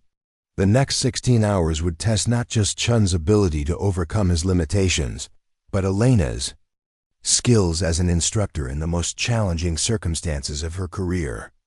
Sergeant Chun, she said, activating the facility's most advanced stress simulation systems. What we're about to attempt has never been done before. You're going to experience psychological and physical stress levels that most people couldn't survive. Are you absolutely certain you want to proceed? Chun looked around at the chamber that would be his world for the next 16 hours, then met Alana's eyes with unwavering determination. Ma'am, I'm ready. Show me what I need to do. 16 hours later, Elena Martinez stood in the observation deck overlooking Training Room Delta, watching Master Sergeant Robert Chun emerge from what could only be described as a technological torture chamber. The Delta Force veteran moved with the careful precision of someone whose nervous system had been pushed beyond all normal limits, but his eyes held a clarity that hadn't been there when the marathon training session began. The advanced stress conditioning chamber had subjected Chun to scenarios that defied imagination. Elena had utilized every environmental control, psychological pressure technique, and physical challenge available in the Crisis Response Training Center. Chun had performed weapons maintenance while suspended upside down in complete darkness, serviced machine guns while being subjected to disorienting strobing lights and deafening sound, and maintained fine motor control while dealing with simulated drowning conditions in the facility's water immersion tanks. But the most brutal aspect of the training had been what Elena called cascade failure simulation scenarios, where multiple equipment malfunctions occurred simultaneously while Chun was already operating under extreme stress. He had been forced to clear jammed weapons while his primary rifle was malfunctioning, repair damaged components while dealing with simulated chemical attacks, and maintain focus while computer-generated voices announced the deaths of fictional teammates. Captain Rodriguez entered the observation deck carrying a steaming cup of coffee and wearing the haggard expression of someone who had spent the night monitoring a training exercise that bordered on experimental torture. "How is he?" she asked. Quietly, Elena continued watching Chun as he methodically cleaned and inspected the weapons he had been working with during the final training phase. His movements were economical and confident, showing none of the hesitation that had characterized his earlier performance. "Physically, he's exhausted but functional," Elena replied. "Psychologically, he's undergone a complete transformation in how his nervous system responds to stress. Whether that transformation is permanent and whether it's sufficient for operational deployment, that's what we're about to find out." Below in the training room, Chun was setting up for his final assessment. Unlike the previous day's evaluation, this test would simulate the exact conditions expected during Operation Silent Thunder. Intelligence reports had provided specific details about the environmental challenges, The operators would face a partially flooded underground facility with no electrical power, temperatures near freezing, and the likelihood of extended firefights. In confined spaces, Elena had replicated these conditions as precisely as possible. The training chamber had been flooded with 3 inches of ice-cold water. All lighting had been disabled, and the temperature had been lowered to just above freezing. Sound systems were broadcasting the acoustic signature of automatic weapons, fire echoing through concrete corridors, creating the disorienting audio environment that would characterize urban combat in the target facility. "Sergeant Chun," Elena announced over the intercom, "this is your final assessment. You have 12 minutes to complete full service procedures on an M4, M249, M240, and specialized sniper system while dealing with simulated combat conditions. This test replicates the exact scenario faced in the field in 4 hours." Chun nodded grimly and moved to the first weapon station. Elena started the timer and activated the full stress simulation. The chamber filled with the sounds of gunfire, explosions, and shouted commands while Chun worked in complete darkness, standing in freezing water that made his hands numb within minutes. What Elena observed over the next 12 minutes was nothing short of remarkable. Chun moved through the weapons sequence with fluid efficiency, his hands finding components and completing procedures with the automatic precision of someone whose muscle memory had been fundamentally rewired when he encountered a deliberately introduced malfunction in the M249. He diagnosed and corrected the problem without breaking rhythm. When the sniper rifle's scope mounting system was damaged during the simulation, he improvised a field repair using only basic tools and tactile feedback. Most importantly, Chun showed no signs of the stress responses that had plagued him throughout his earlier training. His breathing remained steady, his movement stayed economical, and when the simulation introduced a cascade of equipment failures, he prioritized his actions and resolved each problem systematically. "Time," Elena announced as Chun completed the final weapon check. He had finished the entire sequence with 43 seconds to spare. Elena deactivated the stress simulation and turned on the chamber's emergency lighting. Chun stood among the weapon stations, soaked to the skin and shivering from the cold, but his expression was one of quiet satisfaction rather than the frustration that had characterized his earlier attempts. "Sergeant Chun," Elena said over the intercom, "you've just demonstrated proficiency levels that exceed minimum operational requirements. You're cleared for deployment." Chun's shoulders sagged with relief, and Elena could see that the psychological pressure of potentially failing his team had been as challenging as any of the physical stressors she had subjected him to. "Captain." Rodriguez turned to Elena with undisguised amazement. "In 30 years of military service, I've never seen anything like what you just accomplished. That was a complete transformation of a soldier's operational capabilities in less than 24 hours. Elena felt a surge of professional pride, but she was also acutely aware of what the success represented. "Captain, what we just witnessed wasn't just advanced training techniques. It was proof that experience-based instruction methods can achieve results that conventional programs can't match." She looked down at Chen, who was now methodically cleaning and inspecting each weapon he had worked with during the assessment. "Every technique I used with Sergeant Chun was developed over 30 years of training soldiers under combat conditions.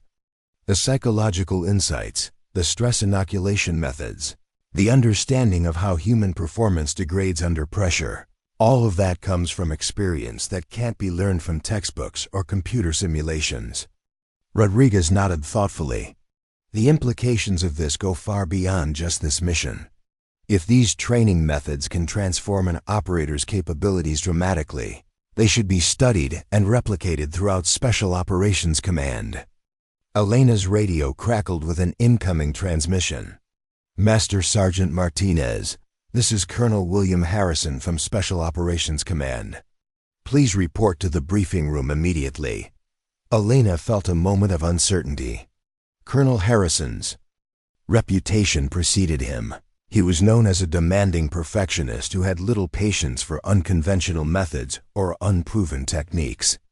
His presence at Fort Bragg suggested that word of the accelerated training program had reached the highest levels of military command. The briefing room was filled with officers Elena didn't recognize, most wearing the subdued insignia that marked them as special operations personnel. At the head of the table sat Colonel Harrison, a lean man in his 50s whose bearing suggested extensive combat experience. "Master Sergeant Martinez," Harrison began without preamble, "I've been monitoring the training program you've conducted here over the past 9 days. The results are unprecedented." Elena remained at attention, unsure whether she was about to be commended or court-martialed for the experimental techniques she had used with Chen. Harrison consulted a tablet displaying performance metrics. 6 operators who were previously failing stress-based assessments are now demonstrating proficiency levels that exceed our highest standards. More remarkably, 1 operator who failed his assessment yesterday has achieved mission-ready status through 16 hours of accelerated conditioning. He looked up at Elena with an expression that mixed professional interest with genuine curiosity. "Master Sergeant, I need to understand exactly how you accomplished this transformation." Elena chose her words carefully. "Sir, the techniques I used are based on 30 years of experience training soldiers for combat operations. The key insight is that stress resistance isn't just about physical conditioning or technical knowledge, it's about systematically retraining the nervous system's responses to pressure." Harrison leaned forward. "Elaborate." "Most military training focuses on building skills under ideal conditions, then hoping those skills will transfer to combat situations," Elena explained. "But stress fundamentally alters human performance. Fine motor control deteriorates, decision-making becomes impaired, and even well-trained soldiers can fail to execute tasks they've practiced thousands of times." She gestured toward the training facilities visible through the briefing room windows. "What I've developed is a methodology for building skills specifically under stress conditions. Instead of hoping that classroom knowledge will transfer to combat, we create training environments that replicate or exceed the stress levels operators will face in the field." Harrison consulted his tablet again. "The performance improvements you've achieved are statistically significant beyond anything in our training databases. Sergeant Chun's transformation in particular suggests capabilities we didn't know were possible." Elena felt a familiar stirring of the passion that had driven her throughout her military career. "Sir, human potential under stress is vastly underestimated by conventional training methods.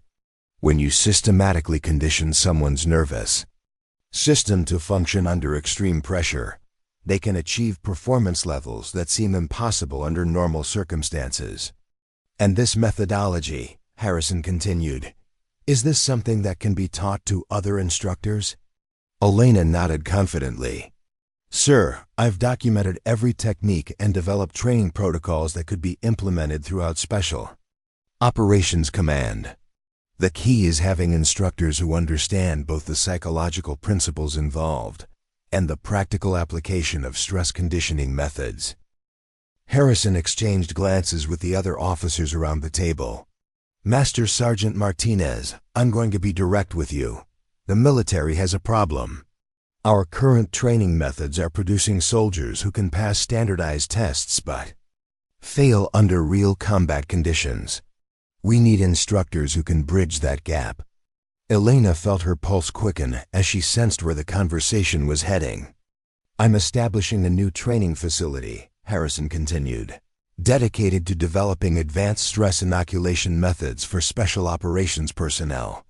I want you to head the program." Elena felt a rush of emotions, vindication, excitement, and a deep sense of professional satisfaction.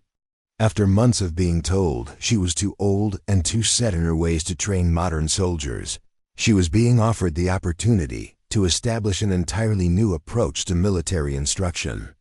"Sir, I'm honored by the offer," Elena replied. But I should mention that I was recently reassigned from my previous position due to age-related performance concerns. Harrison's expression hardened. Master Sergeant, I've reviewed your entire service record. Your achievements speak for themselves. Any organization that doesn't recognize the value of your experience is making a strategic error. He stood up and walked to a wall map showing military installations around the world. The facility I'm proposing would have resources and authority beyond anything currently available in military training. You'd have access to the most advanced simulation equipment, unlimited funding for research and development, and the ability to select and train instructors according to your specifications. Elena looked around the room at the assembled officers, all of whom were watching her expectantly.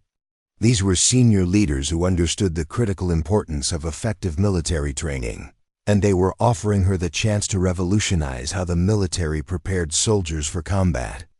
Sir, what about the current mission, Operation Silent Thunder?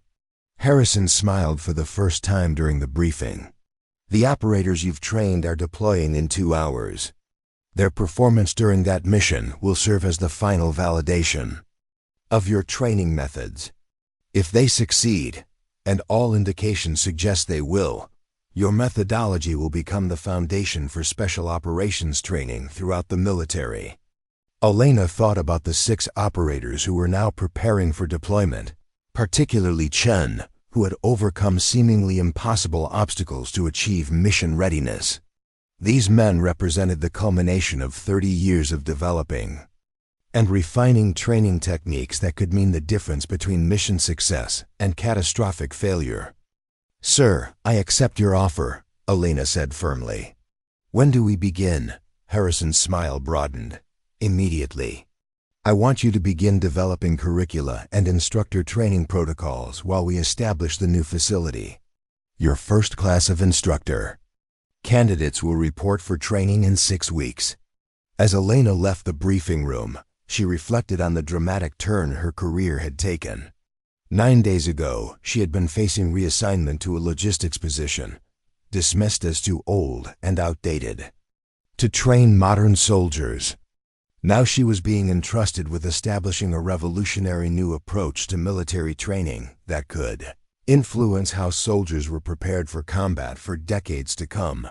Her radio crackled with an incoming message from Captain Rodriguez. Master Sergeant Martinez, the operators are requesting to speak with you before deployment. Elena found the 6 operators in the equipment bay, conducting final checks on their gear. They looked like a different group of men than the frustrated, uncertain soldiers she had met 9 days earlier. Their movements were confident and economical, and she could see in their posture the quiet assurance that came from knowing they were thoroughly prepared for whatever challenges lay ahead. Walsh stepped forward to speak for the group. Ma'am, we wanted to thank you for what you've done for us. A week ago, we were failing at basic tasks. Now we feel ready for anything. Torres nodded in agreement. The training you put us through was harder than anything we've experienced, but it worked. We trust our skills now in a way we never did before. Chun, who had endured the most grueling training of all, spoke last. Ma'am, you saved my career. And probably my life. The techniques you taught me, they're not just about weapons maintenance. They're about performing under pressure in ways I never thought possible. Elena looked at these 6 elite soldiers, knowing that in a few hours, they would be putting her training methods to the ultimate test in a real combat situation where failure could mean death. But she also knew that she had given them every tool they would need to succeed. Gentlemen, she said, you've earned your success through dedication and hard work. Trust your training, trust each other, and bring everyone home safely. As the operators filed out toward their transport aircraft, Elena realized that her vindication was complete. She had proven that experience and wisdom were irreplaceable assets in military training. That age was indeed just a number when it came to the ability to prepare soldiers for combat, and that the techniques she had spent decades developing could achieve results that exceeded anything conventional training methods could accomplish. But more than personal vindication, Elena had demonstrated something far more important, that the military's most experienced instructors represented a strategic resource that could not be replaced by younger personnel. No matter how technologically sophisticated their training methods might be, 6 months after Operation Silent Thunder, Elena Martinez stood before an audience of 200 military instructors from around the world at the newly constructed Advanced Combat Training Institute at Fort Bragg. The state-of-the-art facility behind her represented the culmination of decades of experience, distilled into a revolutionary approach to military education. But more importantly, it represented a fundamental shift in how the military valued experience, wisdom, and unconventional training methods. The auditorium buzzed with anticipation as Elena prepared to deliver the opening address for the first International Conference on Stress-Resistant Combat Training. In the audience, she could see faces that represented every branch of the military, foreign allied forces, and civilian agencies responsible for training first responders and emergency personnel. But Elena's attention was drawn to a familiar group in the front row. Staff Sergeant Kevin Walsh, Petty Officer Michael Torres, Sergeant First Class David Park, Technical Sergeant James Crawford, Master Sergeant Robert Chun, and Sergeant Alex Rivera, the 6 operators whose successful completion of Operation Silent Thunder had validated Elena's training methods and launched her new career, sat with the quiet confidence of men who had proven themselves under the most extreme conditions imaginable. "Ladies and gentlemen," Elena began, her voice carrying clearly through the packed auditorium. 6 months ago, these 6 operators were considered training failures. They possessed excellent technical knowledge and superior physical conditioning, but they could not perform basic weapons maintenance under stress conditions. She gestured toward the operators, who nodded acknowledgement to the audience.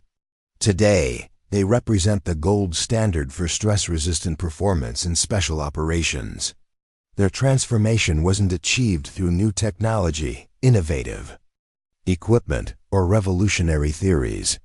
It was accomplished through the application of experience-based training methods that recognize a fundamental truth: human performance under stress can be systematically developed and enhanced.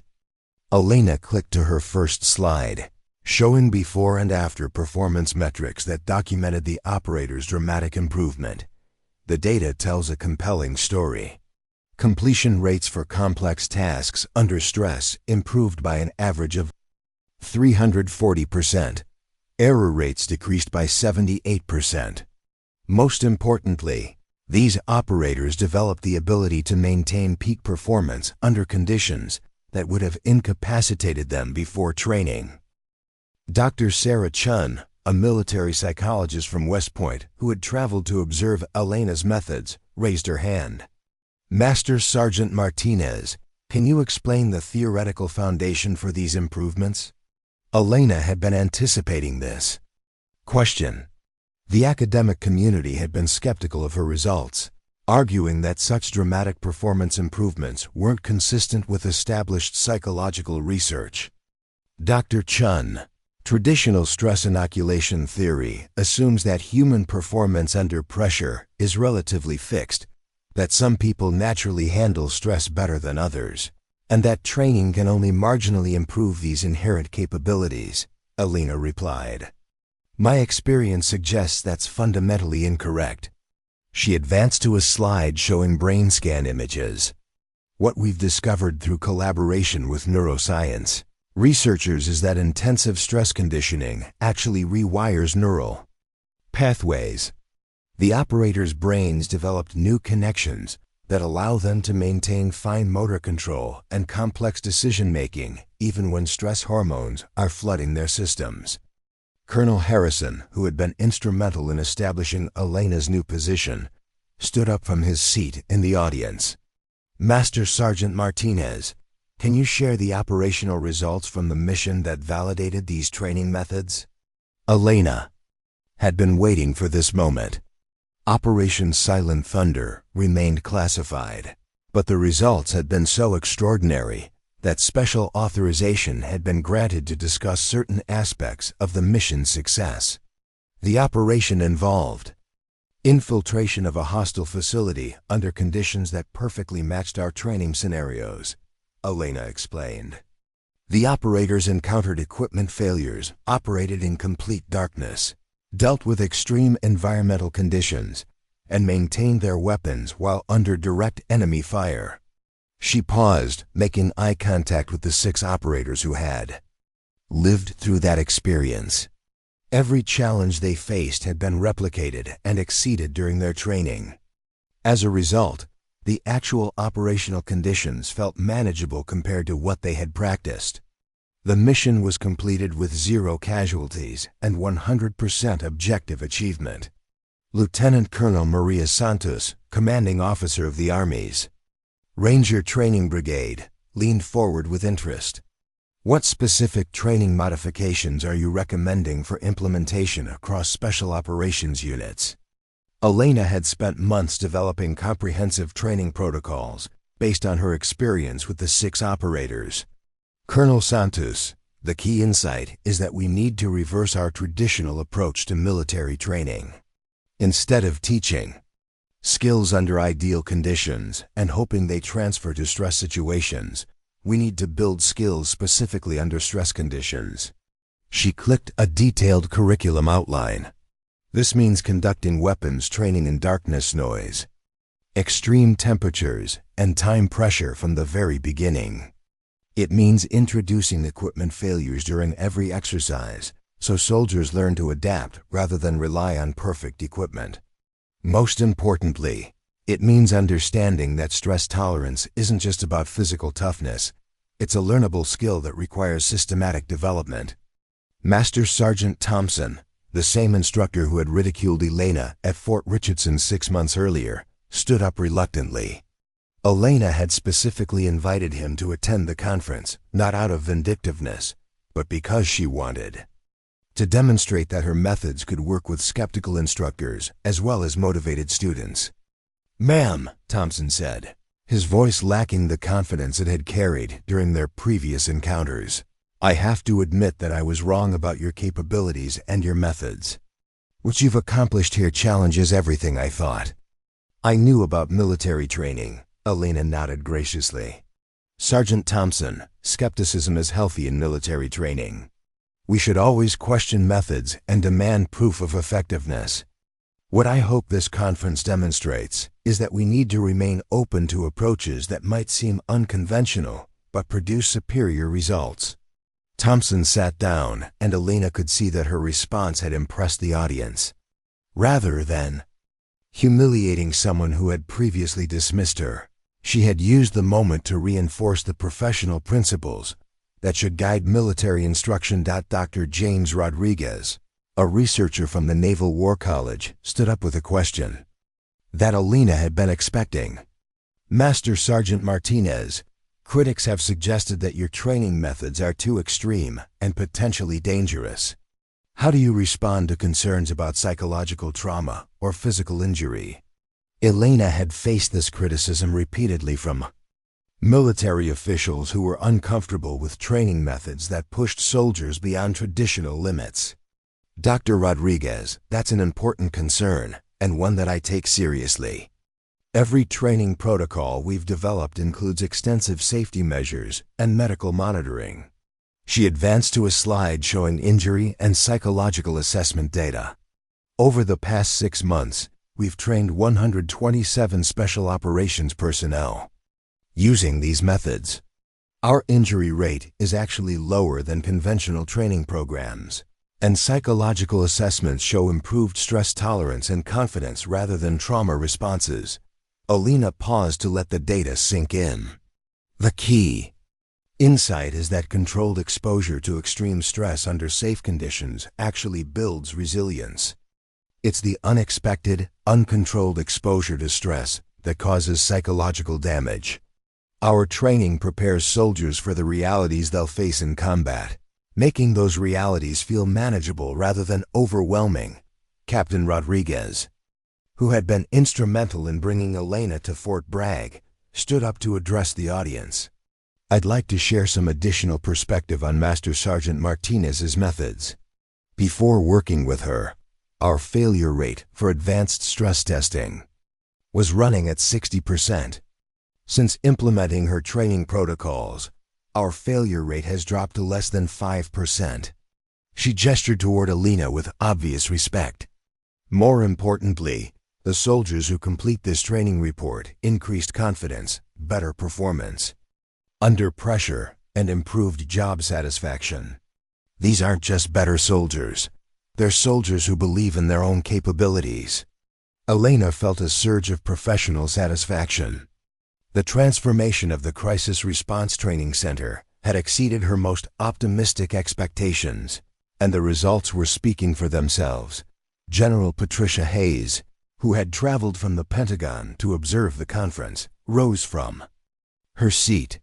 Master Sergeant Martinez, the Joint Chiefs of Staff are considering implementing modified versions of your training methods across all Special Operations units. What would you need to support that kind of expansion? Alina had been hoping for this question.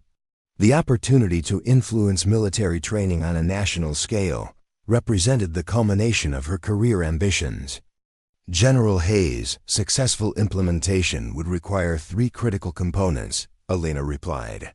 First, we need to identify and train instructors who have the experience and temperament to conduct this type of intensive training. Not every competent instructor can effectively push students to these stress levels while maintaining safety and achieving learning objectives. She clicked to her next slide, showing instructor qualification requirements. Second, we need facilities equipped with the environmental control systems necessary to replicate field conditions. Traditional training environments aren't sufficient for this type of stress inoculation. Alina paused before addressing the most important requirement. Third, and most critically, we need institutional commitment to valuing experience over youth. In instructor selection, the techniques I've developed require years of combat experience and practical knowledge that can't be learned from textbooks or computer simulations. General Hayes nodded thoughtfully. Master Sergeant Martinez, you're suggesting that the military needs to reconsider its approach to age and experience in training roles. Yes, ma'am, Alina replied firmly. We've learned that forcing experienced instructors into retirement at arbitrary ages is strategically counterproductive. The wisdom and practical knowledge that comes from decades of military service is irreplaceable. And it becomes more valuable, not less valuable, as conflicts become more complex and demanding. She looked around the auditorium at the diverse group of military professionals who were listening intently to every word. What we've proven here is that experience-based training methods can achieve results that conventional approaches can't match. But those methods require instructors who have lived through the scenarios they're teaching others to handle. As the formal presentation concluded, Alina found herself surrounded by officers and instructors wanting to discuss implementation details, research collaboration, and training program development. But the conversation that meant the most to her came from an unexpected source. Master Sergeant David Chun approached her as the crowd was dispersing, his expression serious but grateful. Ma'am, I wanted you to know that what you did for me goes beyond just military training. You showed me that failure doesn't have to be permanent, that people can change and grow even when they think they've reached their limits. Alina smiled, remembering the desperate soldier who had been willing to risk everything for one last chance to prove himself. Sergeant Chun, you accomplished that transformation yourself. I just provided the framework and the opportunity. Chun shook his head. No, ma'am, it was more than that. You believed in my potential when I didn't believe in it myself. That's what great instructors do. They see capabilities in people that those people can't see in themselves. As Chun walked away to rejoin his teammates, Alina reflected on the journey that had brought her to this moment. 6 months ago, she had been dismissed as too old and set in her ways to train modern soldiers. Today, she was establishing training Standards that would influence military education for decades to come. But more than personal vindication, Elena had proven something far more important, that the military's most experienced instructors represented a strategic resource that could not be replaced by younger personnel. Regardless of their technological sophistication or contemporary cultural awareness, her phone buzzed with a text message from her daughter Maria. "Mom, just saw the news coverage of your conference. Dad would be so proud. You've proven that wisdom and experience never go out of style." Elena looked around the state-of-the-art facility that had been built to house her training programs, at the advanced equipment that would be used to prepare the next generation of special operations personnel, and at the group of instructors who were eager to learn her methods. For the first time in months, Elena allowed herself to feel the deep satisfaction that came from knowing her life's work had made a lasting difference. She had faced down age discrimination, overcome institutional resistance, and proven that experience and expertise were timeless assets in preparing soldiers for the realities of combat. As she walked toward her new office, Elena passed a group of young soldiers beginning their first day of stress inoculation training. They moved with the nervous energy of people who didn't yet understand what they were capable of achieving. In 2 weeks, they would emerge with capabilities they never thought possible, prepared for challenges that would have overwhelmed them. Before training, Elena smiled as she watched them disappear into the training facility. After 30 years of military service, she was finally where she belonged, not pushing papers in a logistics office, but doing what she had always done best, transforming ordinary soldiers into extraordinary warriors through the application of hard-earned wisdom and experience-based training, methods that could mean the difference between mission success and catastrophic failure. The recruits who had once called her grandma would never make that mistake again. And more importantly, the military had learned that dismissing experienced instructors was a strategic error it could no longer afford to make. Elena Martinez had not just proven that age was just a number, she had demonstrated that experience was an irreplaceable asset in preparing soldiers for the most demanding challenges they would ever face. And that lesson would influence military training for generations to come. Up next, you've got 2 more standout stories right on your screen. If this one hits the mark, you won't want to pass these up. Just click and check them out. And don't forget to subscribe and turn on the notification bell so you don't miss any upload from us.